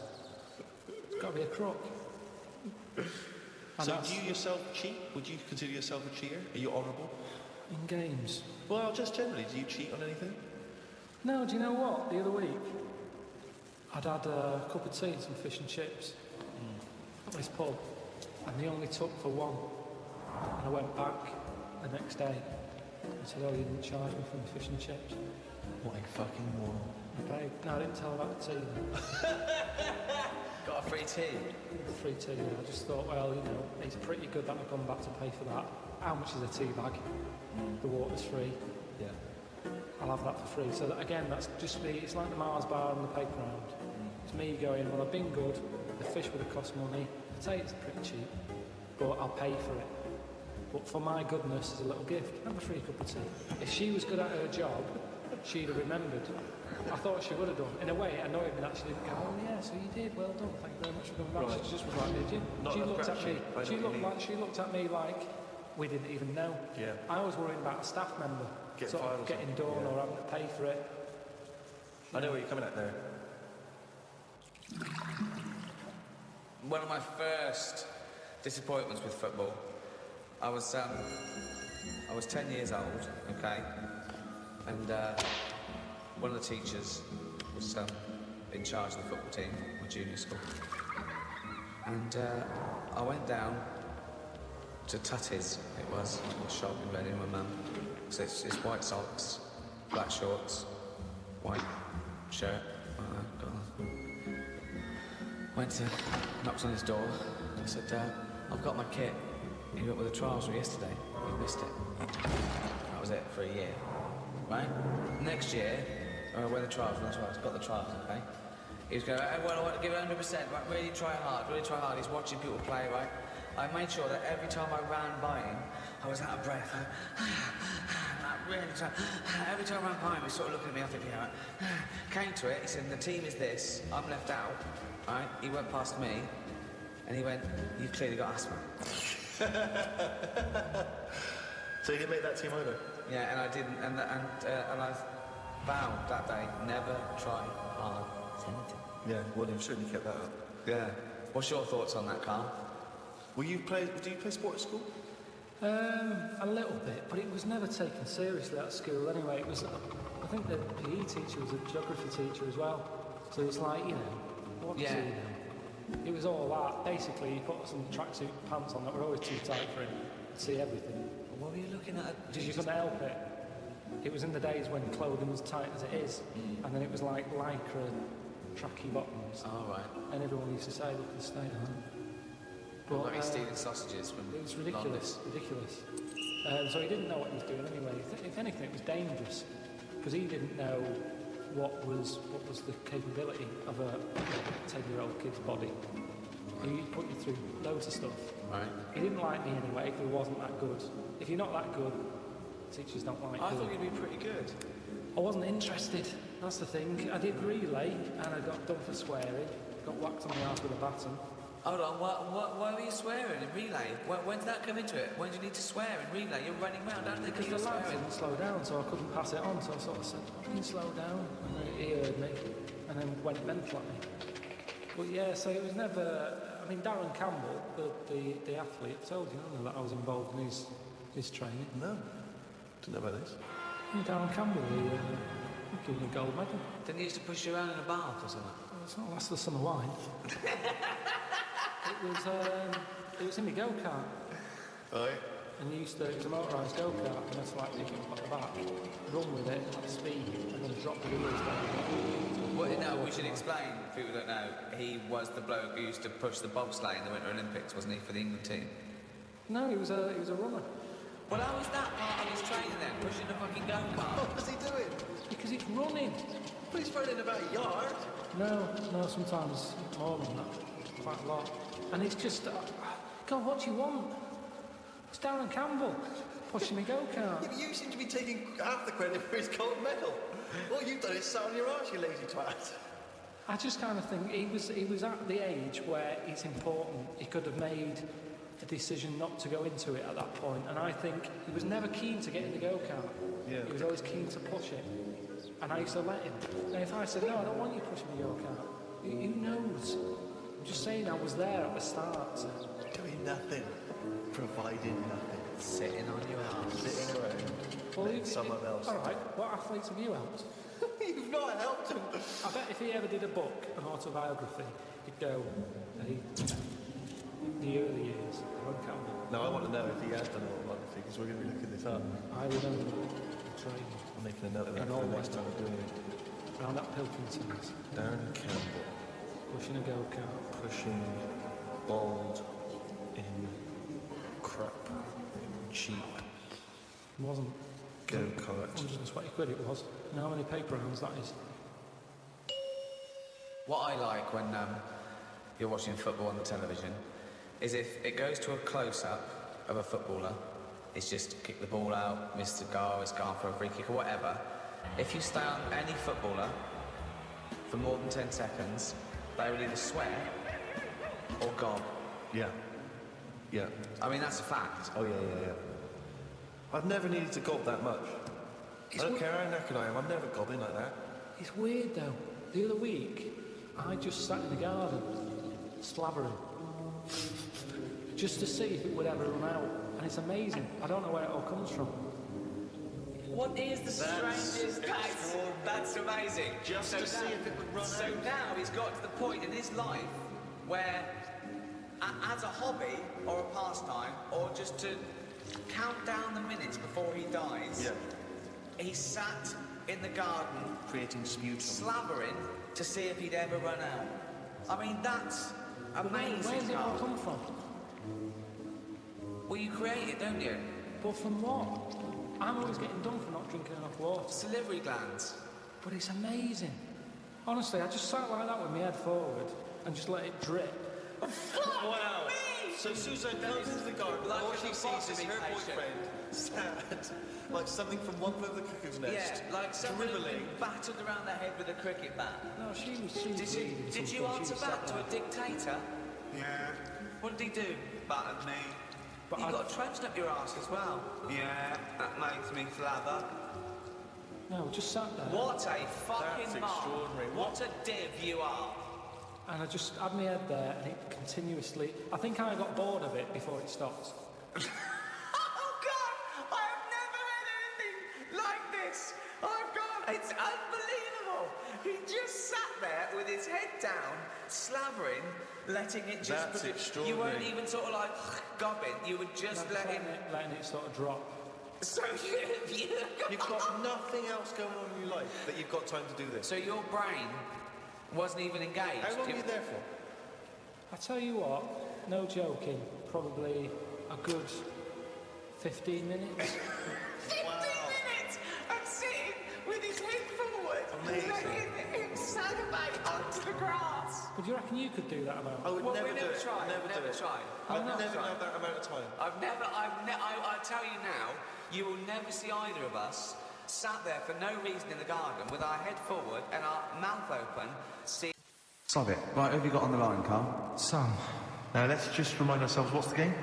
It's Rockbusters. Okay, now calm down, Carl. I know you're a bit stressed. You've got a lot to do, but don't worry, you've just had a holiday. Throw this desk out. Let's throw it out and start again. Rick, don't get stressed. Go on then. People wouldn't think it was us if this show wasn't, half-baked and ill-formed and generally shoddy. That's what I've grown to love. Okay. All right. Sam? Hello? Is it sounding all right today? It is, just about. Right, cheers. That is worse. Good. Well, And so we've got Sam on the line. Who else have we got? We've got Tim as well, haven't we? Hi there. All right, Tim? Tim and Sam. Right. You sound quite similar, lads. Could one of you affect an accent or something? Which one's Tim? Yeah, it's me. Okay, which one's Sam? Sam. That's slightly different. And they're not against the clock anyway, are they? So it doesn't really matter. I suppose not. So... I think Steve just wanted a bit of variety. Okay. You understand the rule, lads? Could you explain them to us? Right, play it. Okay. Hang on, wait. Well, let me explain, because, life is too short.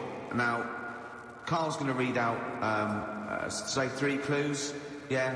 And just shout your own name and answer it, or shout the answer. Shout your own name and then the answer if you know it, and it's the person who gets the most right. Okay. Is that all right? Yeah. So, here we go then. Okay then. So shouldn't it be the first of 3? Well, yeah, but then he hasn't got... I've got enough, it's fine. Right then, here we go. Welcome to the show. Right, first initials, ST, right? Is that right? Well, I don't know. Oh, we don't know, do we? How do we know? There we go, ST, and the cryptic clue is better than the average homeless person. Okay? Sorry, I think... Is that a band? Yeah. Is it an old band? Yeah. I think that's one word. All right, then S, it's an old 70s band, better than the average homeless person. Tim? Go on. Yes. Yeah. Well done, 1 point to you, Tim. Well, that's right, by the way. You don't understand why it's right? He's a super tramp. Oh, right. Better than the average homeless person. Yeah, correct. Yeah. Okay, second one. Come on, Sam, you've got it. That's actually quite good for Carl. Trust me, Tim. Take that as a good clue. Because, yeah, okay. I won't do this again. Right, 1-0 to here we go.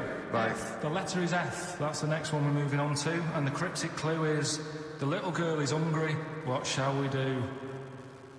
The S or F? I've got it. F. Ready? Sam, feed her. Yes, 1-1. Feed her. He's pulled out. Feed her. Yeah, feed her. Okay. Yeah. So that's 1 each. So this is the decider, isn't it? Wait a minute, ITV on the phone. Well, you said first to 3, so no, it's not, is it? That's what I said. Just do the 3 clues, and who gets the most. Okay, well, we can do that now. So, here we go. I love this. This is rubbish. Go on. So, here's the last one. The initials are AK, right? And the cryptic clue is exploding pet. Shout out your name if you know it. Last order to the bar, please. Last order to the bar. Exploding pet. AK. You're tuned to XFM 104.9, Karl Pilkington's Quiz, Rockbusters. The format is still available. The highest bidder, please give us a call, or you can email ricky.gervais@xfm.co.uk. Is it a band or a singer? I'll give you a bit more of a clue. It's a pop band, okay? We wouldn't... No, Tommy Kidd. Yes! Oh, this is amazing radio. Oh. So who was that that won? That was Sam who won. So it's 2-1 to Sam, so he wins... What does he win, Carl? He wins some CDs and some videos. No, he's got... And obviously now, Sam, if you're ready, take the spot, you're going to do the gold run. Away you go, Carl. I haven't got any more. You're a fool. Right, stay on the line, we'll give them both some presents. Play a record for... Rick, I'm going to shoot off. Not go!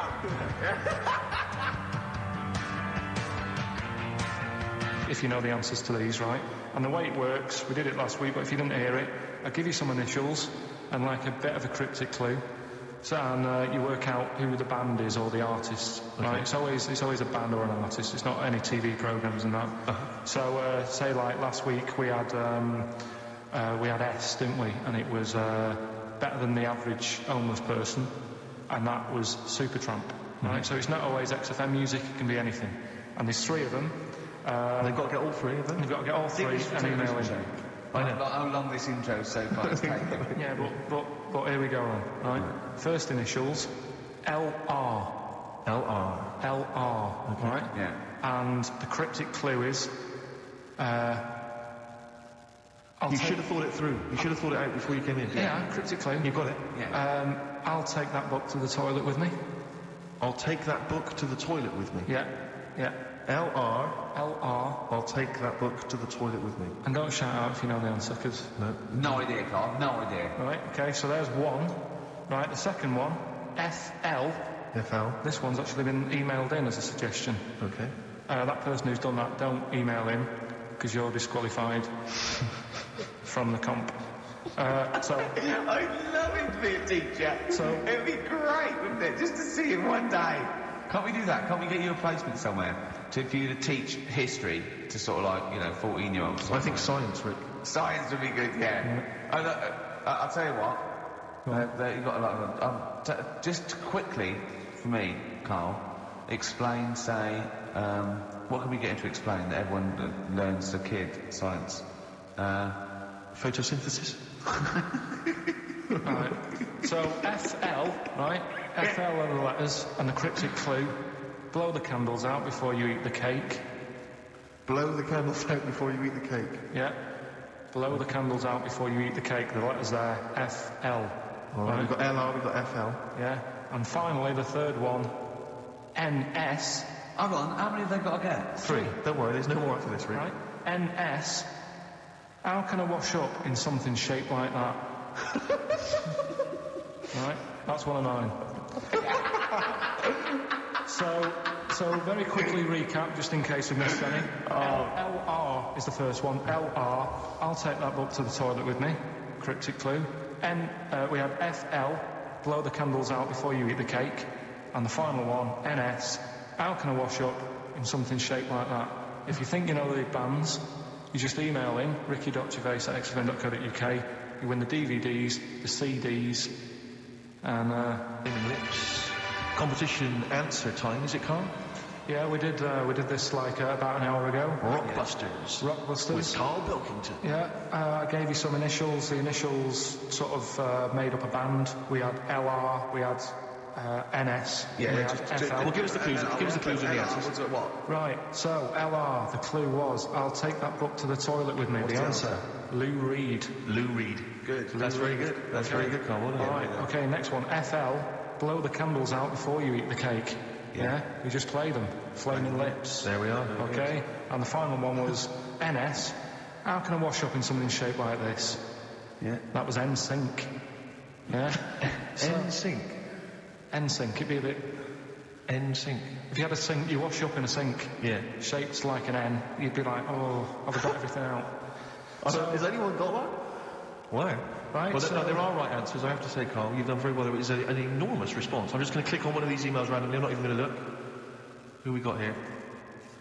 We've got Kath Turner is the winner. Kath Turner gets those great DVDs and CDs, including watching Children of the Corn tonight. Children of the Corn. She was going out, but I imagine she's going to phone a few friends and say, I can't come out, I'm ill. Exactly. They go, you're not watching Children of the Corn. I go, no.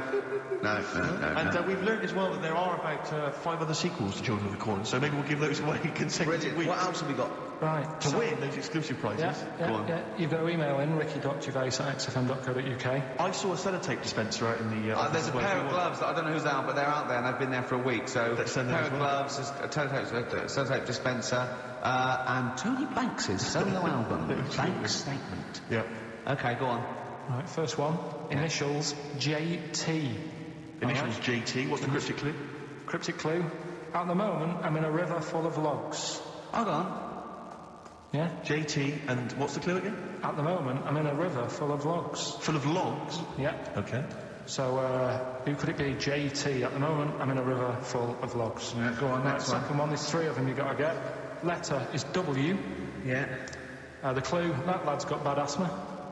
That lad has got bad I've got that asthma. one already. I've got that Yeah, one already. W. Yeah. And finally, the last one is the letter C. Yeah. And the cryptic clue Is Carl is one of these.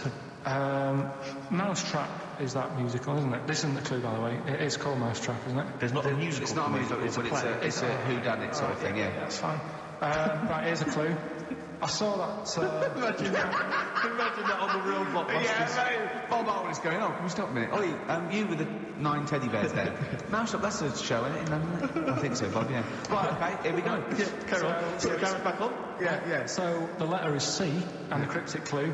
I saw that Mousetrap the other night, but the heating in the theatre was knackered. The heating in the theatre was knackered, right? Ruined it. Well, we've got that one already as well. Yeah? I mean, these are... The first one's hard, but those two So are just a quick ridiculous. reminder, JT was the first one. At the moment, I'm in a river full of logs. Full of logs. Yeah. Okay. Second one, W, that lad's got bad asthma. And the last one, C, I saw that Mousetrap the other night, but the heating in the theatre was knackered, and it ruined the whole thing. Okay. And ricky.gervais@xfm.co.uk is the email address. You can win. I'm confused. Various treats, including Stigmata. I'm in a Gabriel river full of logs. I'm in a river full of logs. Well, we'll do it in about 20 minutes. Yeah, you've got to stay tuned for the answers. It's not the quickest, so don't go rushing and sort of messing it up. Think about it, and it's random email anyway, so there's no rush, all right? And if you want to email, you're welcome to say, please do not send me the prizes even if I win. Welcome to put that on there if you don't want that junk in your house. Right. The reason we usually sort of play a record out of an break, don't we? Carl is so concerned with his little competition. He hasn't got a record ready. Sure. I got one. Okay, sorry, Larry. Yeah. Do you want to do a quick recap? I can't bother to even just say it. I'm not interested. Yeah, go on, quick. Still send your emails in. JT, it's some initials of a band, just in case you didn't hear it last week. If I said AK and an exploding pet, that would be Atomic Kitten. Yeah. Right? They know what a clue is. So JT, at the moment, I'm in a river full of logs. Yeah. W, that lad's got bad asthma. And C, I saw that Mousetrap the other night. The heating wasn't working, it ruined the night. And, that's it. ricky.gervais@xfm.co.uk. Some stuff. Stigmata. With Gabriel Berger. Richard Ashcroft. Check the meaning. Oh, I love that. That's brilliant. On XFM 104.9. Ricky Gervais with me, Steve Merchant. Karl Pilkington, who's our producer. A proper producer now.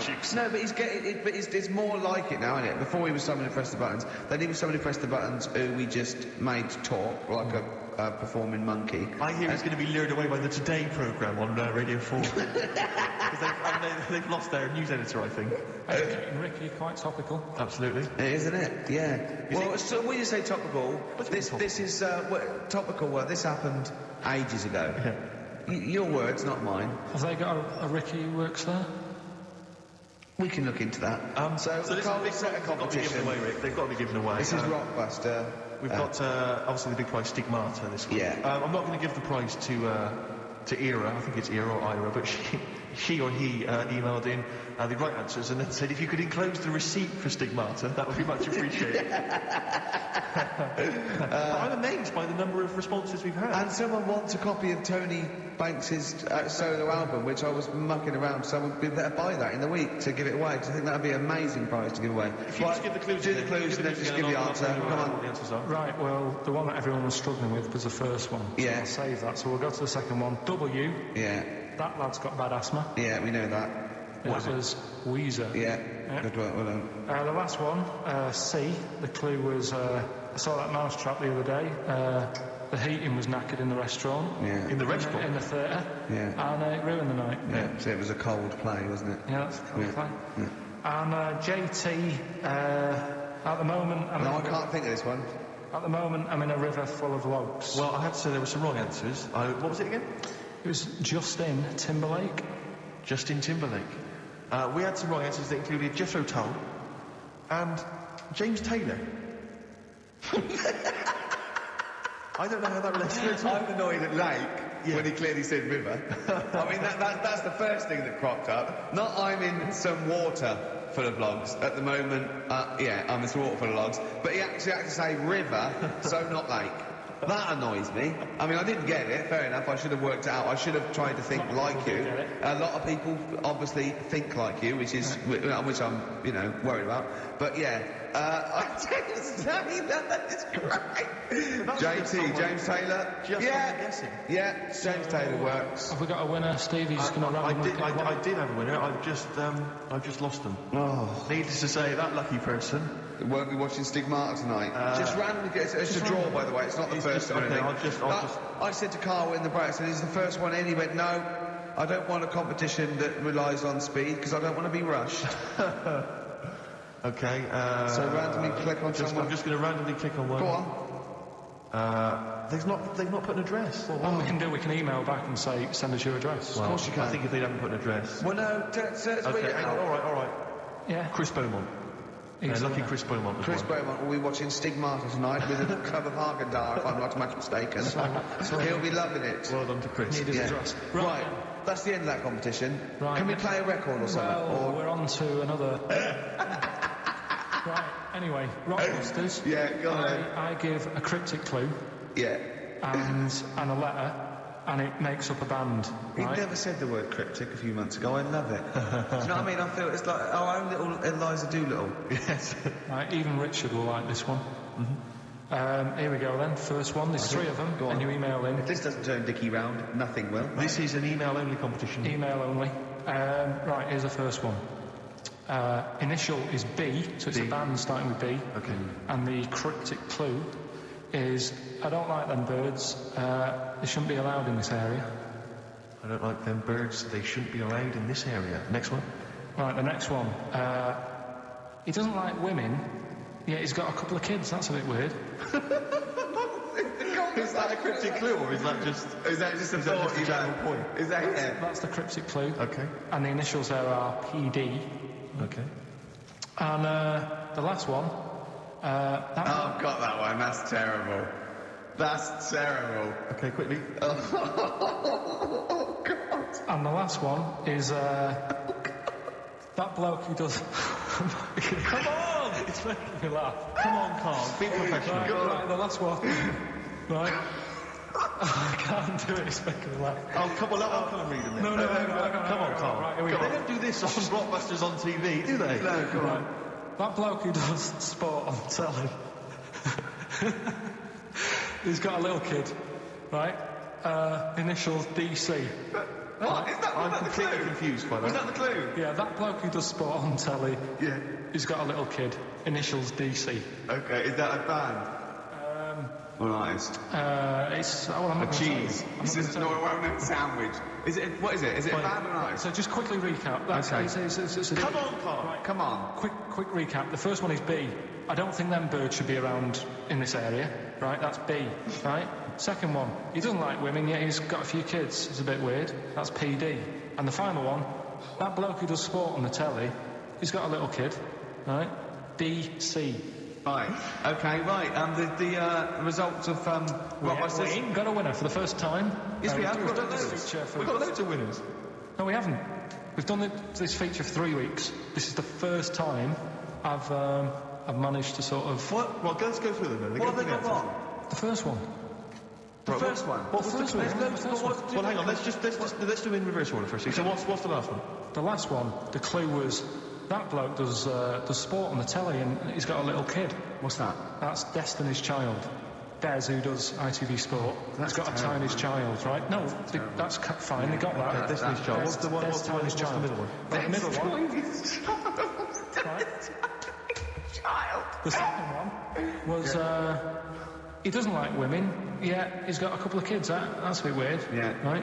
That was PD, that was Puff Daddy. That is offensive. Go on. But it's not Puff Daddy, it's Puff Daddy. And he's not even called that anymore, he's called P. Diddy. Well... Okay, fair enough. But they got that one. Yeah. And if I'm being tight, these lot are as well. Yeah. Tight means something in Manchester. Go on. Right, and the first one that they're having problems with, I don't think them birds should be allowed in this area. They've got it. Boyzone. It's not Boyzone. What's the clue again? I don't think them birds should be allowed in this area. That is perfect. A boyzone. No birds. No women. No women, yeah, birds, right? A boyzone. Sorry, Carl. If that isn't the answer, their clue is better than yours. That is brilliant. What was yours? Boyzone. It works perfectly. What's your answer then? Bangles. I have no idea what that means. Like seagulls. So you don't want them in this area, so you're banning them. Bangles.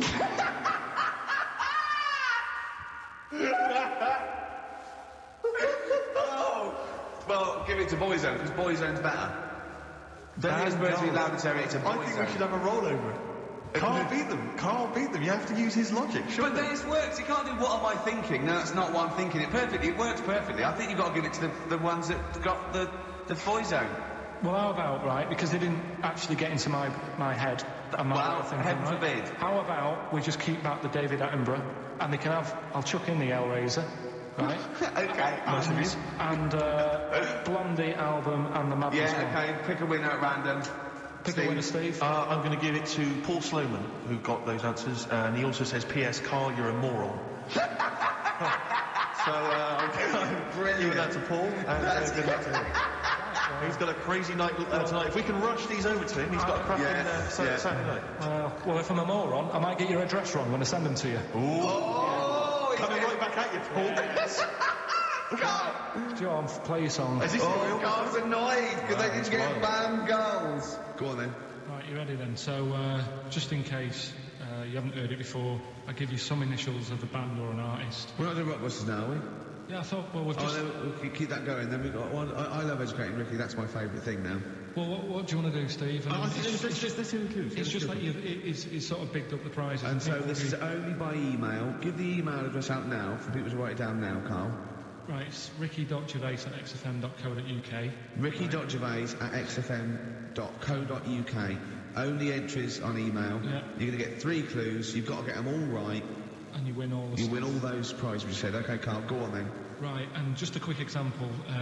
One of the first ones we did, it was like AK, and the clue was exploding pet. Yeah. And it was atomic kitten, right? Yeah. So you understand how it works now. These are your clues. The first one, that army has got some nice trenches.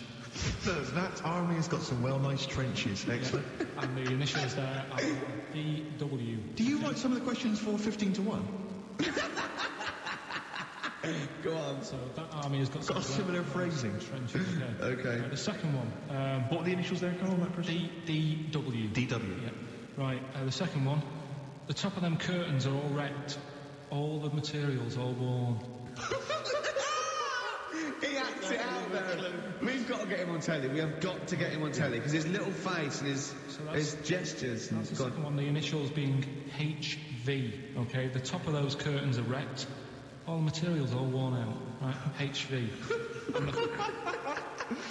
And the final one, here's the final clue. I was in Texas the other week, right? I tripped and landed on my knees in a puddle. What's the initials? WH for that one. So I was in Texas, I tripped up, landed on my knees in a puddle. So that's WH. Incredible. Is it great? It's fantastic. Okay, Tana during the record. Remember you're playing for these compilation albums. We've got the Fatboy Slim DVD, Linda Green on VHS, and of course Executive Decision, starring Kurt Russell as well. Oh, God. Bob Dylan. Can you give us the answers? Okay, so the first clue was that army has got some nice trenches. Yeah. That was DW. Who's that? Dandy Warhols. That's brilliant. That's good, yeah. The second one, the top of them curtains are wrecked, all the material is worn. HV, that's Holly Valance. Oh, he got a phone call. We'll say that I've heard it. And he was talking to her off air, and she went, what is it? So those curtains. She went, oh, right. So, you know the thing around the top of the curtain is a palmet, not a valance. And he went, cut her off. Yeah, well, my auntie's always making balances on everything. I'll tell you about that next week, right? I'm looking forward to that. Right. Is this the one that farted for 5 minutes? Yeah, the very same. Yeah. Right? So we'll talk about that. I was in Texas, I tripped up, I landed on my knees in a puddle, WH, wet knee Houston, right? Wet knee Houston. Yeah. So, You're a maniac. So, who's a winner? We've got Pete, Catherine and Laura in Newcastle upon Tyne. They're listening online, I assume, and they're going to get... There's great places. Remember, they've got loads of stuff. They've got the DVD here, they've got Linda Green, they've got Stone Roses, they've got another compilation, and... We've got Rockbusters. We've got Rockbusters. As seen and talked about in Heat. It's got really tough this week now. We're not messing about anymore. Right. Got some good prizes? Absolutely, yeah, we'll talk about those later. Because, I mean, was it last week that you had the classic? Was it, I can't remember, I'm paraphrasing, Carl, apologies. Something like, I'm here in Texas, I've fallen in a puddle, and my knee has got wet. Yeah. Wet knee Houston. Wet knee Houston, Whitney Houston. Yeah. Also, it was last week when there was a little bit of confusion over the one for Holly Valance. Of right? course. I don't think it was confusion, I think it was your error. Yeah. No, it wasn't. And it was Holy Valance, and you meant Pelmet. Then Becky, who called up that time and said, if you're getting mistaken with Pelmet, right, she sent me an email in a week saying, I've done a bit of research, it was my fault, I've made an error, it is a Valance. Okay. And I know UK, so load of stuff to win. Here we go. Right, the first one. Writing these down. Go on. Make it happen. The fella has only got one badge left. The fella has only got one badge left. Yeah. What are the initials? That's just E. Just E? Oh, just E. Just E. The fella has only got one badge left. This is either a solo artist or a band. Yeah. Second one. The unmarried lady is a friend I eat out with. Say that again? The unmarried lady is a friend I eat out with. The unmarried lady is a friend I eat out with. Yeah. What's the initial? MD. MD. MD. And finally, I really love that woman. I love everything she does. That's M. No, give us that one again. I really love that woman. I love everything she does. And that's M. Right, now I've got that one. Right. That's great. That's lovely. So that's great. I think the second and third one's quite easy. First one is a killer. Is it tricky? Yeah, it's a tricky one. So ricky.gervais@xfm.co.uk, and we pick a winner out at about 1:45 or something. 1:45, yeah, absolutely. No, 2:45. 1:45. Yeah. So there you go. That's dynamite stuff. Well done, Carl. Excellent. More educating Ricky next. Yeah. Beck, Lost Cause on XFM 104.9. Wow, Carl, we haven't had a lot of emails. They're tough. I'm struggling. Yeah. I've got one, and I'm struggling with two, but I know one of the words, but I can't think of the band that fits it unless the clue's wrong, and I've got no idea with the first one. E. Give us them again. Just quickly recap. Number one, the fella has only got one badge left. That's E. Second one, the unmarried lady is a friend I eat out with. That's MD. And the last one, I really love that woman. I love everything she does. That's M. Well, Ricky, what is it, Ricky? Ricky.gervais@xfm.co.uk. So keep those coming in. If there's no winner, we don't know whether to give it to the person who gets in. It's Rockbusters. It's the results. Carl, give us the winning answers. Right, Steve, you search for a winner. I will. At random. Slip into that. So the first one was, the fella's only got one badge left. I have no idea. The initial was E. Go on. Will they get out the answer now? Yeah, Steve? give the answer. Yeah, I think we should. That was Elastica. Yeah? Elastica, the band Elastica. I'm not doesn't sure. work. No, doesn't work. The word sticker and a badge are not interchangeable. And it's not his last sticker. It's Elastica. Yeah, but like Elastica. So someone's got it. Oh, so say a different word and it works. Oh, so if the band is Elastica, then it works. God, if only Justy would have named it different. If she'd have just gone, let's call it Islastica, then we'd have, yeah. Second one. What was the clue? The unmarried lady is a friend I eat out with. Go on. That's Miss Dynamite. Miss Dynamite. Doesn't work. Yeah, but it's been running for 4 weeks. We've done the obvious. Doesn't work. Doesn't work. Miss Dinnermate. Again, if she'd have called herself Miss Dinnermate, it would work. She didn't. See, what's happening is pop stars are letting you down by naming themselves incorrectly for your clues. Those don't work. They don't count. And the last one, I really, really love that woman. I love everything she does. That was M. Yeah. That was Madonna. Yeah, Madonna. I'm going to give you that. That worked, yeah. Right, that's the end of that feature, until you can get ones that work. Okay, so you won't hear any more of that, because it's rubbish. You're running out already. So, do you just think of the first 3 things that come in your mind and make them fit? Just think of 3 bands and make a clue, and if it fits, it fits. If it doesn't matter. I just went through again. Rubbish. It was rubbish. Right, play a record. Hang on, we've got a winner. We have. Actually, you say all this, Rick, but lots of people got them right. Which so I don't know what that proves, really. I don't know if that says, you're the tosser or... Oh, they're as stupid as Carl? One or the other. Okay. But I'm going to give it to Simon, Daisy and Hitchin. They got the right answers, and well done to them. They get the Pelican Brief and some other treats. Serves you right. Serves you right for understanding Carl. Excellent. You're chilled. I tell you what, though, my mum was loving it. Do you know Rockbusters? I love it. Do I know Rockbusters? I love Rockbusters. I think I dream of it. She was taking part. I mean, she doesn't know a lot of the new bands and that, but she made some up for some older bands and that. Oh, she did some herself? She made some herself, sent them in the post. So are you going to use those today? She's not quite got the hang of it. So, I'm like her genius son. Have you got them there? Can we hear what they are? You keep talking a second then. I'm quite excited. I mean, if they're even approaching, say, the genius of Wet Knee Houston. Yeah.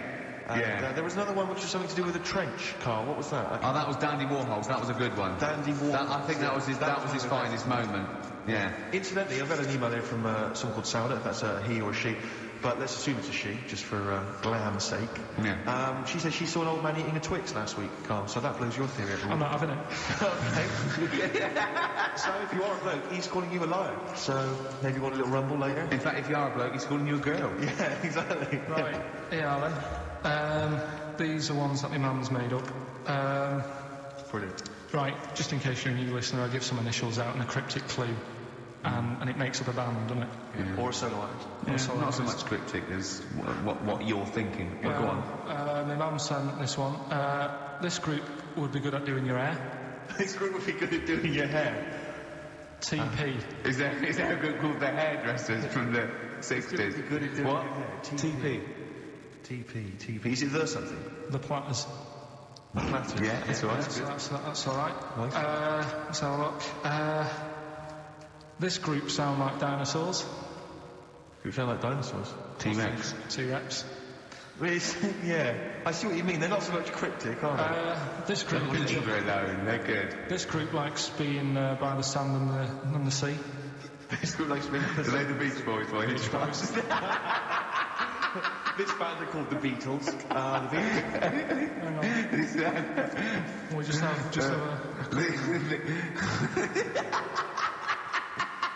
What else you got? It's funny because one of them that she's done, I'm actually doing today, I thought of in the week. Right, so, is it the same clip? It was, yeah. Wow, great minds think alike. Here's So the this last is obviously one. coincidence. Here's the last one from her. This guy sounds superb.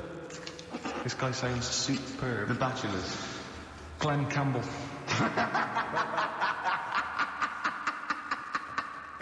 That's good.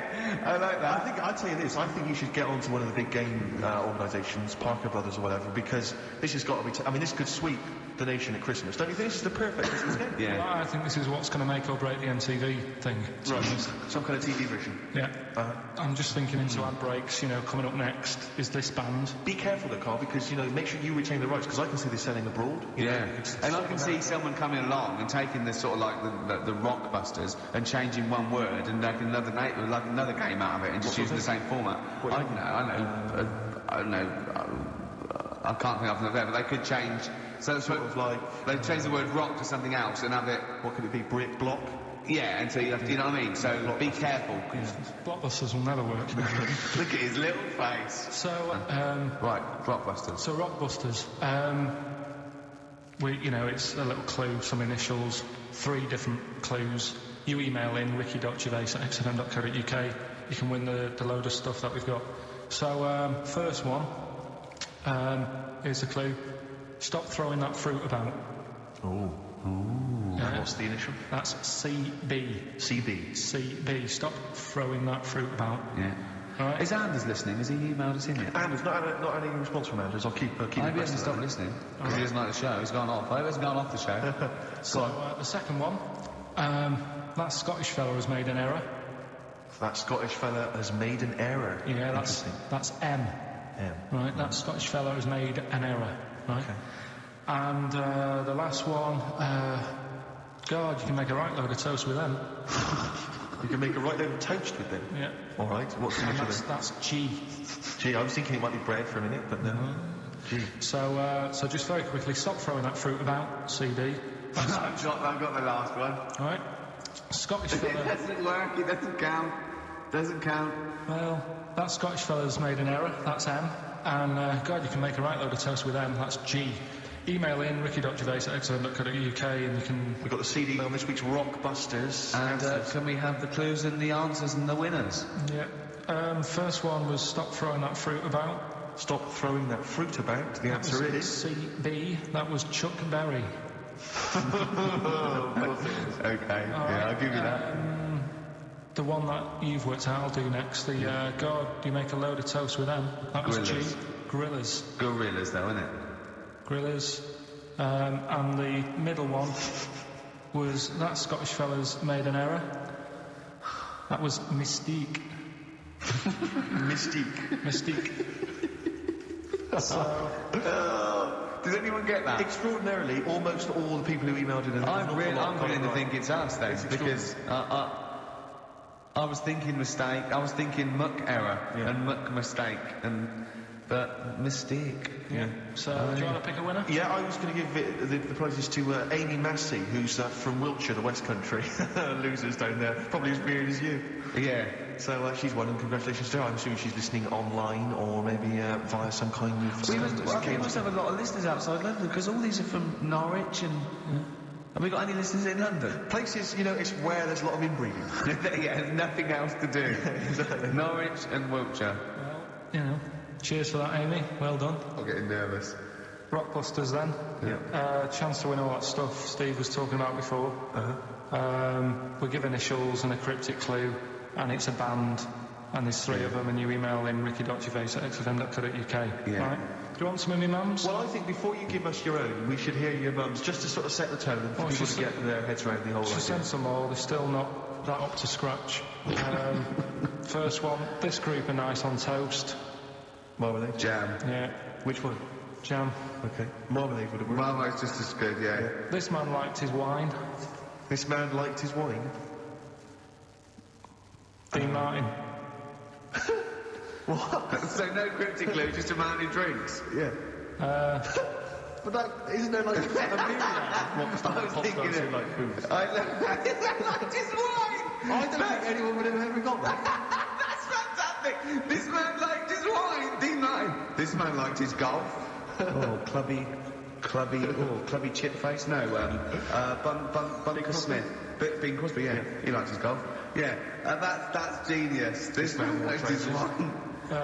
Just a couple more. Hope you're not speeding when you meet these. The police.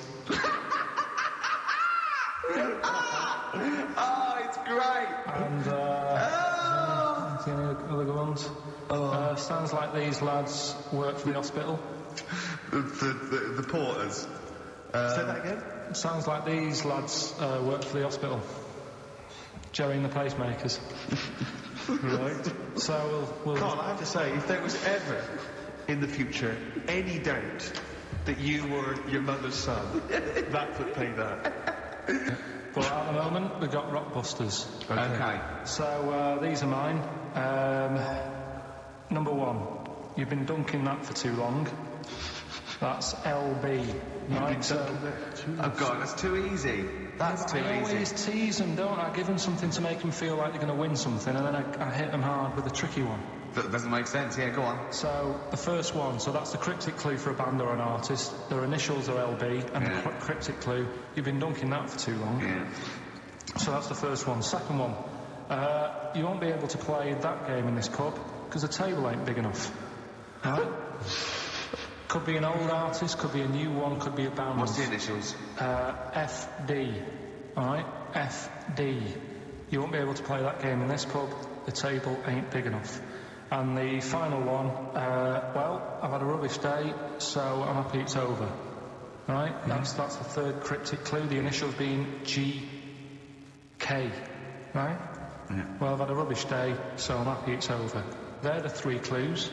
All you got to do is email in ricky.gervais. That's great. That's genius. Which one? The last one. Right. That is genius. That's the best one you've ever done. Right. Ricky.gervais. Email coming up with the Rockbusters answers. So let's give us the answers let's again. give them out. The first one was you've been dunking that for too long. That was LB. Limp Bizkit. Limp Bizkit. Yeah, got that one as well. The third one, we'll jump to that one because you've got it. Well, I've had a rubbish day, so I'm happy it's all over. That was GK. That's a great one. That's Gladys Knight. Gladys Knight. Gladys Knight. That is brilliant fun. And the one that you're both having a problem with, you won't be able to play that game in this pub. The table ain't big enough. FD. Go on. Fats Domino. Yeah? What? The dominoes. You played dominoes in a pub. The dominoes fat. Pub tables are quite small. You won't be able to play that game in this pub. Fats Domino. Rubbish. So, do you want to pick a winner? Rubbish. Well, you say it's rubbish, but plenty of people got the right answer. Rubbish. That's brilliant.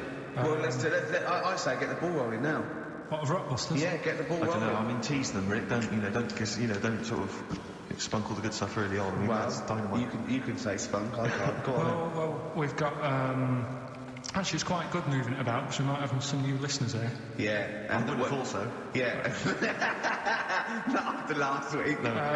Right. Okay. So if you haven't heard it before, I'll give you some initials. It's like initials of an artist or of a band. It's Blockbusters. And a cryptic clue to who the band is. There's 2 easy ones, 1 difficult one. First one is That'll Never Get Off the Ground.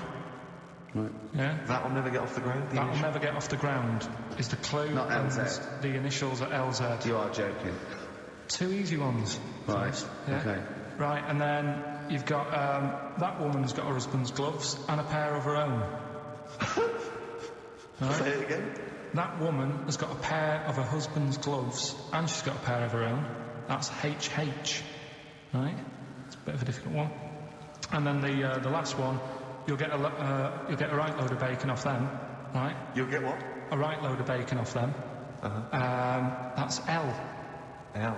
Yeah, so once You'll again, get a very right quickly, load of bacon off of them. you'll get a right load of bacon off them. So first one, That'll Never Get Off the Ground, LZ. That woman has got her husband's gloves and she's got a pair of her own. That's HH. Brilliant. And you'll get a right load of bacon off them. That's L. And it's an email only competition. Email only. ricky.gervais@xfm.co.uk, and we pick a winner before the end. So. Definitely. You forgot to read your mum's clues out, didn't you? Yeah. These are just for fun only. This is Carl's mum. She listened 1 week, and now she sends him a little example of Rockbusters every week. She's got, what did she send? This group would go well with your Christmas dinner. Cranberries? Yeah. They make a few good cupboards. They make a few good cupboards. Yeah. The carpenters. Carpenters. I was thinking of EMF. I was thinking B&Q. This group thinks of lots of things. This group thinks of lots of things. Yeah. Go on. Imagination. I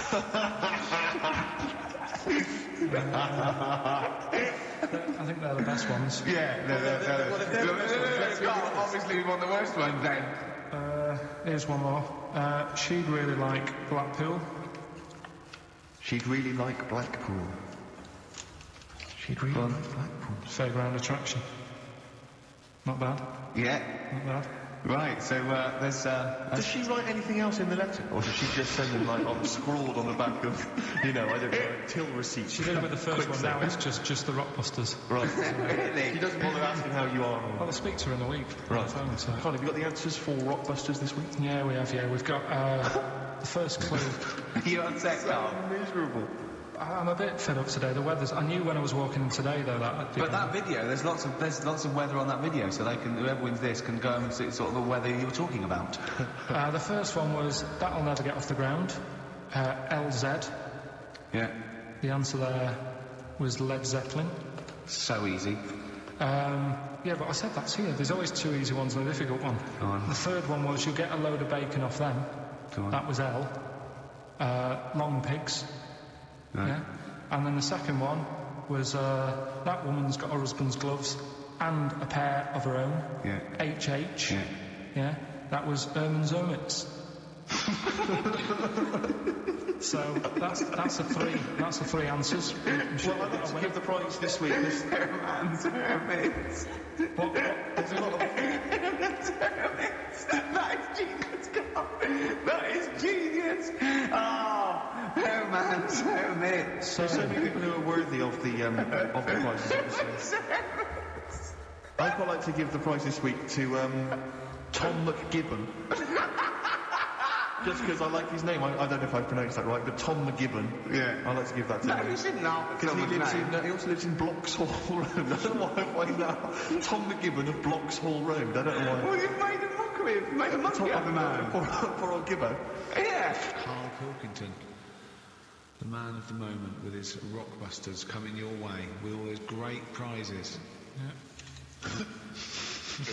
Right, are we doing it now? This way. I noticed Heat magazine sort of put a bit of a spanner in the works. Why? Because they were saying, oh, maybe it'll be a Christmas edition of Rockbusters. And I'd already sorted them out. I wouldn't worry, Karl. Well, what I've done, I've cleverly tweaked them to make them Christmassy. So the Christmas bit in it has got nothing to do with it whatsoever, but I just thought... So you mean the clues have a Christmas element? Well, yeah, but it's nothing to do with the answer. It's nothing to do with the answer. Right. So why don't you just ask the normal ones and I'll ring a bell. I'll shake some bells. Well, it's the equivalent of that, but in sort of speech. Right. Brilliant. So the first one, there's a load of letters there asking for advice. Put them on Claire's desk. Oh, and have a good Christmas.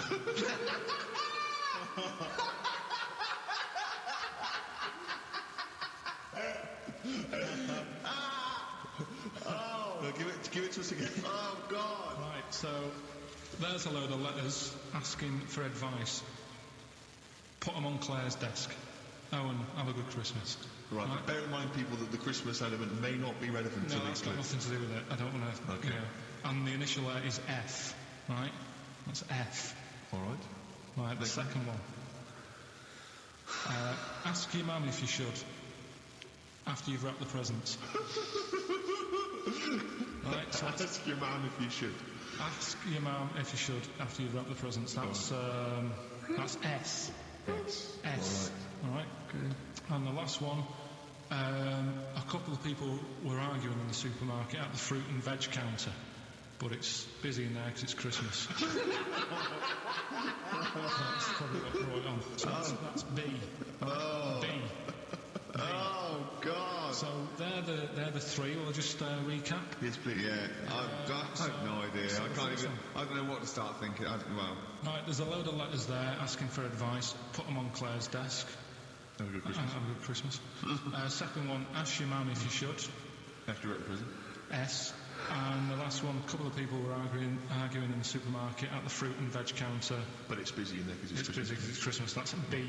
So they're the three things. It's email only, this one. Please remember that. ricky.gervais@xfm.co.uk. ricky.gervais@xfm.co.uk. Yeah. Brilliant. Carl looks happy with them. He looks really happy with them. So they're cracking. They're good. Yeah, they're good. please, all right. Here's the last clues of the year. You had... there's a load of letters there asking for advice. Put them on Claire's desk. That was F. That was for foreigner. For Rayner. I don't know what you mean. Claire Rayner. She took advice. She gave people advice. So that's a foreigner. That is shit. Right. I'm sorry. Merry Christmas. That is absolute start. A lot of people got the right answer. I know. Well, that annoys me even more. The second one, ask your mum. Foreigner. Yeah. Foreigner. Second one, ask your mum if you should. That was S. That was Shalimar. Shalimar. Right? No, bizarrely, what was the clue there? Ask your mum if you should. No, we got a lot of people saying Smashing Pumpkins as the answer to that. But I don't know who's saying that today, Mum. Smashing Pumpkins.